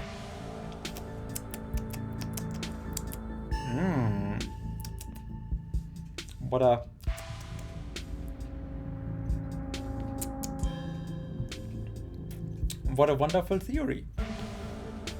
I might just go back to the door. Like she's glimpsing back to some brighter time in her life. Kanika softens too, her shoulders lowering from the defensive place by her ears. And they always had those little projects, videos or crafts or animal rescues, whatever it was that had captured their imagination that week. I mean, that sounds nice, right? The glimmer of joy in the corner of her eye fades. Her glower returns in its place. So like I said, noisy and messy. Didn't we bring a dead squirrel into your house once? Oh god, not the squirrel. I remember that squirrel. Didn't you think the dog could Frankenstein it back to life or something? I was like 12. I was very susceptible to what I saw in media and very sad about the squirrel. That's one of those things that keep me up at night. I still feel guilty about bringing that thing into your house, Dr. Kelly. I'm just glad you didn't make it a habit and that I still had shots left. Well, how well do you know Tabitha? Not very. I would know her a lot better if your family didn't seem to be so afraid of doctors. Well, are you in a union? Then of course she is afraid. I can count on one hand the number of times she has been in my office. No wonder everyone but that old Edwardine died so young. Edwardine? Hopefully your mother was better about taking you to doctor's visits. I wouldn't be surprised if there was something genetic at play. But, and it's much better to catch those things early. Well, have you seen a dead body? What kind of question is that? I'm a doctor, of course I've seen a dead body. I have, in fact, seen many dead bodies. Well, so, I mean, one more can't be too bad, right? She's also the Scarlet Hollow coroner, so she has seen a dead body of everyone who has died in Scarlet Hollow. Oh, we will bring a ditchling to her, right? The one that we shot. And we'll ask her to Frankenstein it. Not knowing the danger that we are in. At least in the past few decades. I'm not a coroner. I'm a medical examiner. A coroner is an elected official. I'm just a doctor licensed to do autopsies. But it's not something I have to do very often. And not exactly what I would call dinner talk, so let's drop it, shall we? You can feel the tension at the table start to rise.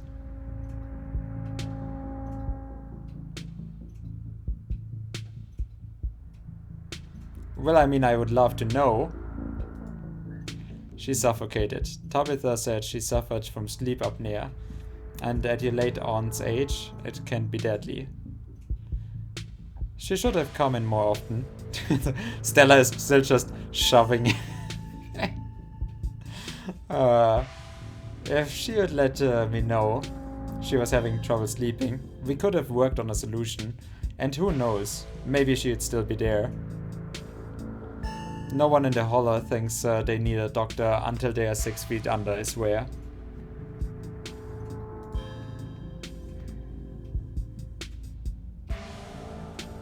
I mean, do I look like I don't think so? No, no, no, I'm a man. I'll stay far away from any doctor. It will just all be fine. I just have to push through. Well, about Reese. Does no one in this town have 2 parents? Yeah. Yeah, now that you mention it.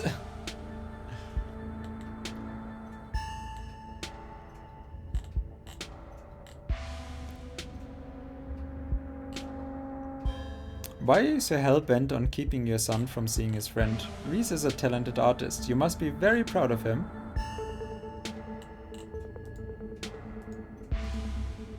He has a lot of skill, honed through practice and dedication. I can't say I understand a lot of his pieces, but of course I'm proud. Thanks, Doc. Wait, he is calling her Doc?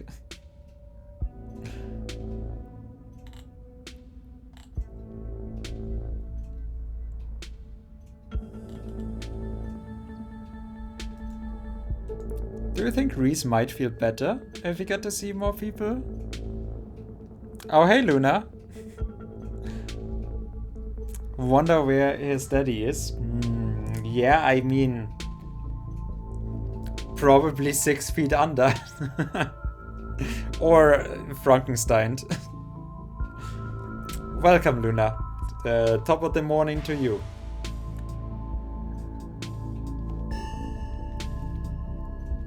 No. I'm his doctor and his mother. You are someone who met him for the first time less than half an hour ago. But we already totally have a connection going. One of us is a little more qualified to make decisions about his life. You know, Doc, I feel pretty okay. I mean, as okay as I usually do. So, still kinda shitty. But I don't think having people over has been as rough on my health as you thought it might be. It's been really nice. Hear that? Reese can hang out with friends again.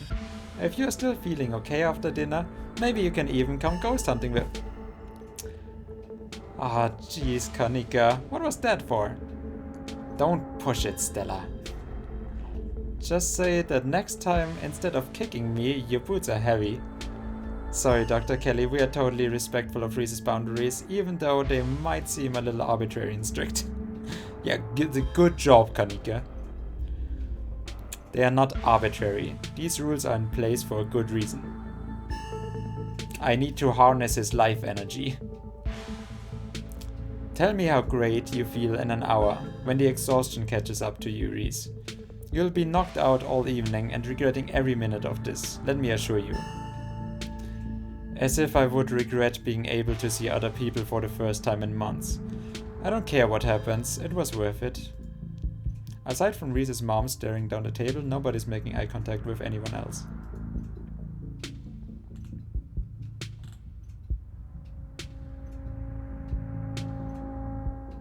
Well, what does he have? I'm not poisoning my son. Are you sure? You have said you didn't make that pasta? Is it regional?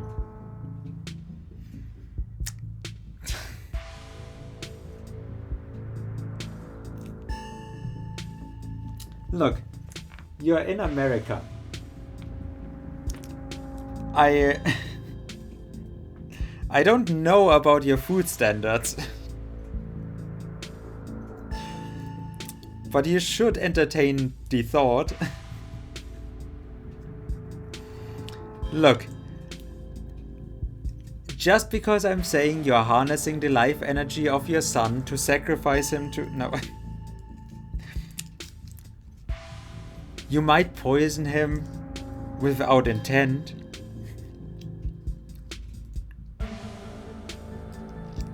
So you can stop with the thinly veiled accusations. He has a combination of genetic diseases that give him a fragile immune system. Mm-hmm. Mm-hmm. Amongst other things.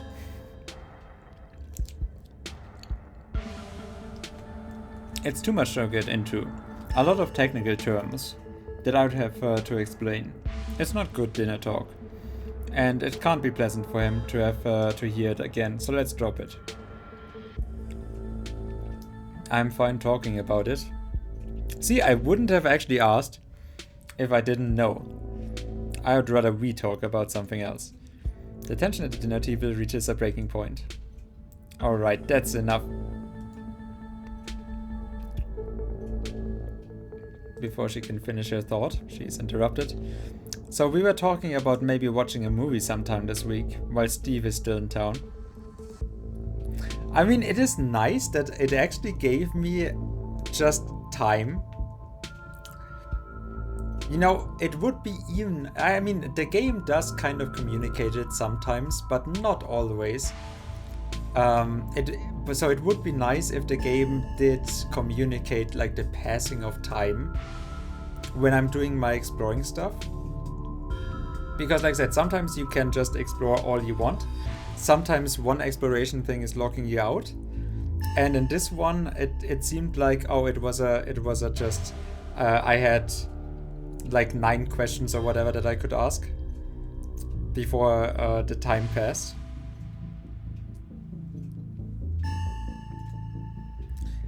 I can handle a movie, dog. Yeah, we'll just sit downstairs in the dark. But I mean, it could have also been that specific option brought it to a breaking point, so... I'm actually not quite sure what the other one was. What was the one that I missed? The other exploration?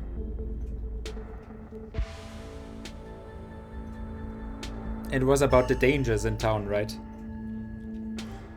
So probably that wouldn't have really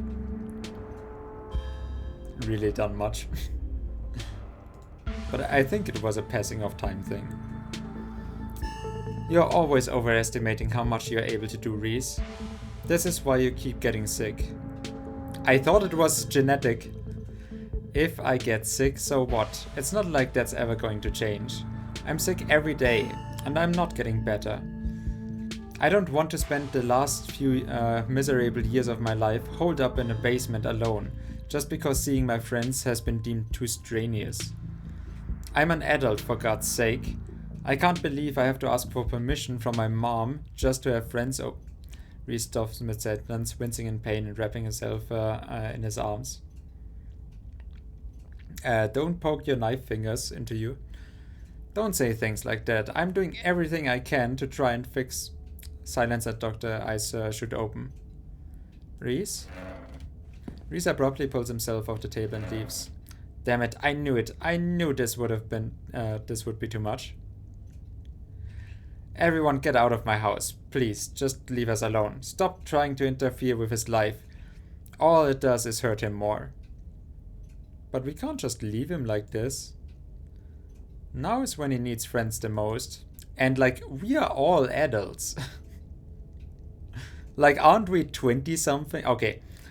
We are all somewhat adults. We are all little adults. No. Now is when he needs me the most. I'm his doctor and his mother.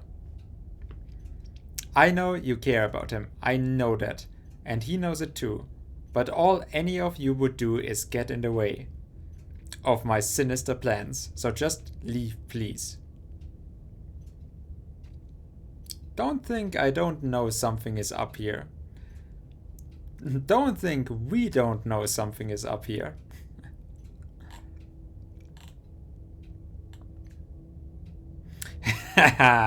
Yes, he seemed fine before dinner, you know.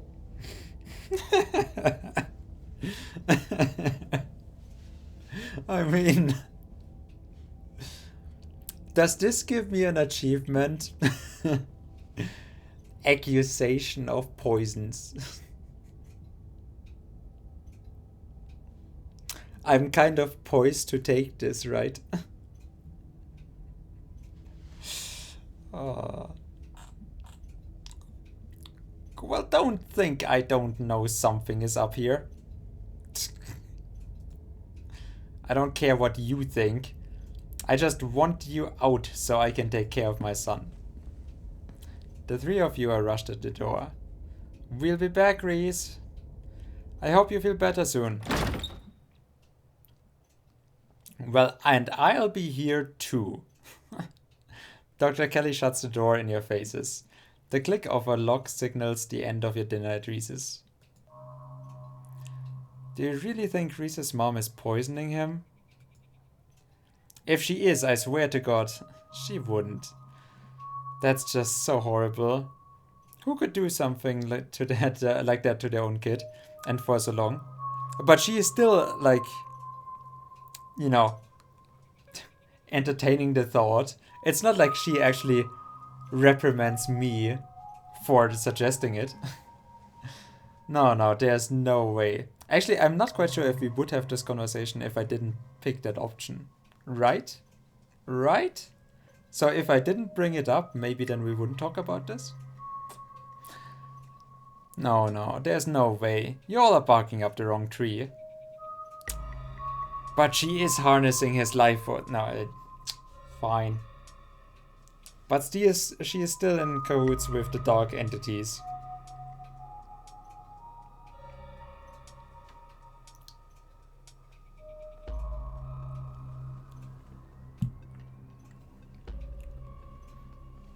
Actually, that was a very uneventful talk.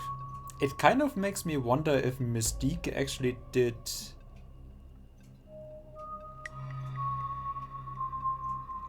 Like, as if normally I wouldn't have had a talk at all, because I would have went to the door. But quite frankly, with all the nothingness that we found out, I probably would have rather approached the door and see what happens, right? Yeah, the player is at least a year younger than Tabitha. Yeah, but Tabitha must be like in her 40s with that mindset, so no, I'm still a fresh youngling, unbothered by the horribleness of the world state. No, I am still young and I don't know. Yeah, probably. I mean, how much of an adult can you be at those ages exactly? I wasn't an adult until I was like 28.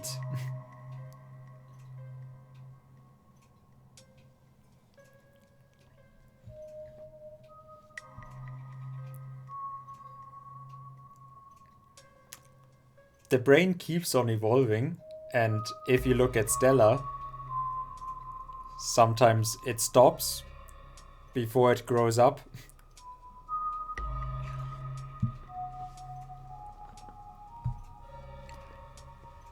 It seems far-fetched, and it's definitely rare. But I think we can, but I don't think we can rule it out. The door to the clinic felt like it had the same pull on me as the carving in the mines. Did either of you get the impression that Dr. Kelly is afraid of Reese? Oh, Reese is a medium. I get it. I didn't even get to finish my food. I mean, what a lovely dinner. I probably, okay, with all of everything going on, I probably, like, you know, I'm never, even with this, I'm not super keen on, you know, anything happening, seeing it twice. Especially when I know I've made a good choice. So I'm even with this, I'm not up for actually playing it again. Apart from, you know, picking those options. like those just fuck around options of like, I saw nothing. Oh, what a lovely dinner this was. Just being the completely obvious oblivious fifth wheel. Well, look. The door to the clinic felt like it had the same pull on me as the carving in the mines. Do you think something's back there? Another one of those carvings is there. So I mean, like the mines actually are connected to the whole town. That is true. We already know that. Not by anything the game gives us, but because it has to be this way. There's no horror games where it would be, you know, you can't just not have it happen this way. And Tabitha knows. Tabitha is aware. No, Tabitha doesn't know, that's the thing. She knows all of the layouts, yes, sure, but she doesn't know how deep it really goes. Yeah. No, it's like because she is a member of the cult. Yeah. Oh, she is keeping Reese sedated with the medicine that she's giving him, because he is not just feeling sick, he is also losing it. And whatever is inside of him and wants out, she's trying to keep it at bay. I get it. So she's weakening his body.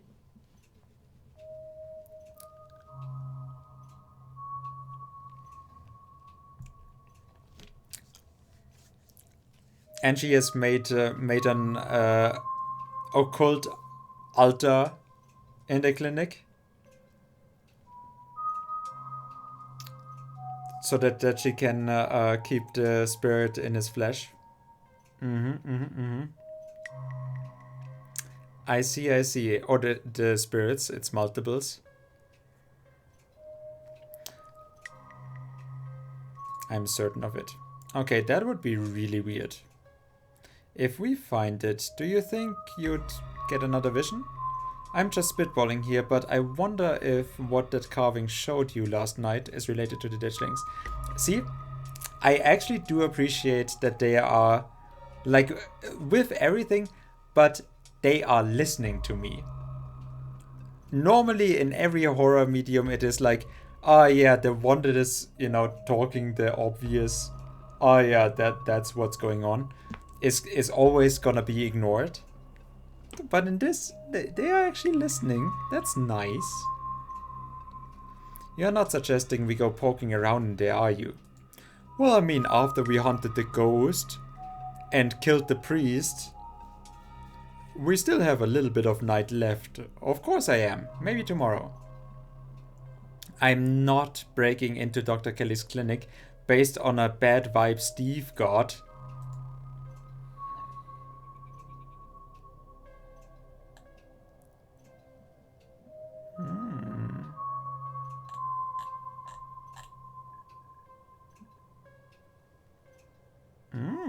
I mean, they are both kind of equating to the same thing.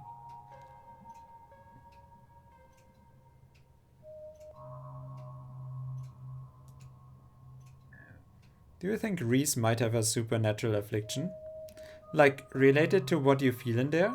If he did, why wouldn't Dr. Kelly have it?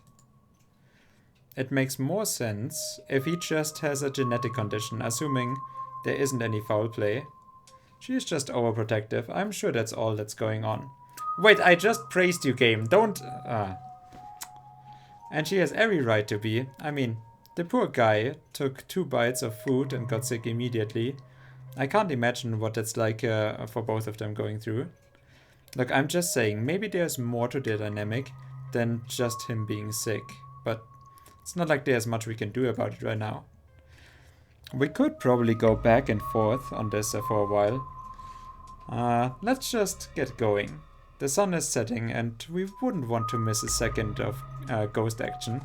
That is very correct. Stella hurries off down the hill, almost as if to run away from what just happened. You and Kanika follow her down and slowly darkening street. See, this would have, I think, though, been a perfect moment for me and Kanika actually connecting, right? Because, like I said, I did not even feel like texting Kanika because that is not. I mean, look at those fuckers there. Come on, at least hide a little bit. Yeah, just, I mean, it's nice that they are just everywhere, and it's good to see. I guess Hazel being here, um, but okay, so like I'm feeling like I never got a good introduction to Guernica, um, where I hung out with her.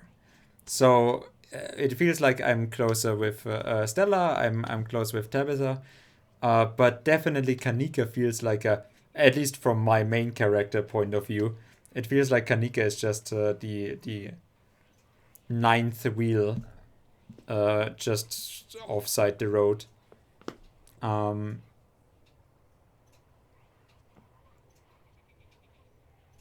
really, uh, the mouse cursor vanishing spooked me. um, so yeah, like this would have been a perfect moment for Kanika to actually just stay behind, while Stella is hurrying and already excited for the ghost hunting stories. Um, so that she actually talks with me, because like at least we have a connection in like disliking the mother of Reese. I mean, she doesn't have to be a romantic option. My heart already belongs to Stella. You can't actually change anything about that anymore. But still, right? Because like everything else from Kanika so far has just been ugh. Not the worst, but just ugh.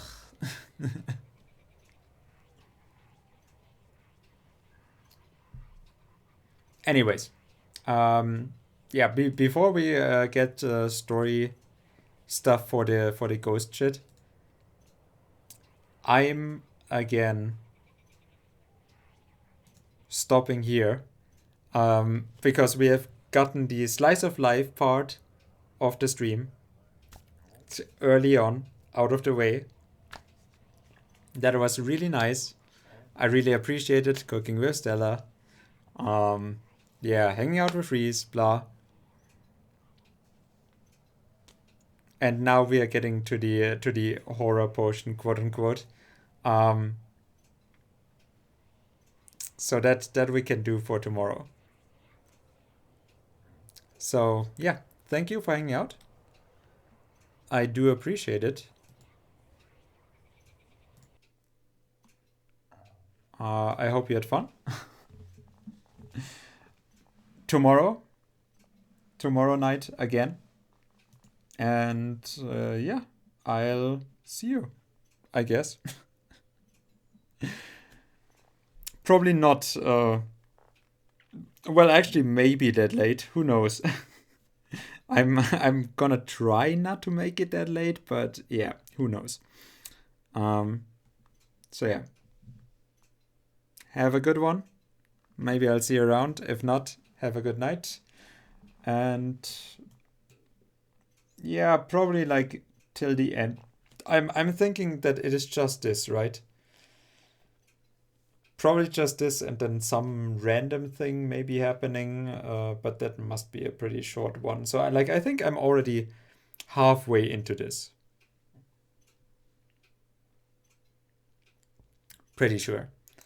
Into this episode. So like there can't be more than like 3 hours left to this third episode, right? Um, and we are probably not gonna go much further. So yeah, I'll see you around. Probably, maybe, who knows? Uh, have a good one, and tomorrow then last streaming day for this streaming block. Maybe some Hades before that. Actually, I'm not quite sure what I'm gonna do. Maybe we are gonna do Scarlet Hollow. Maybe we do. Although, yeah. I mean, kind of, if the next one actually really comes out that late. Then I wouldn't have it on the next stream block. Who knows? I'm not quite sure, but we'll see. We'll figure it out tomorrow. Let's see how we feel. I don't like making plans because I'm not gonna hold myself to them anyways. So yeah, have a good one.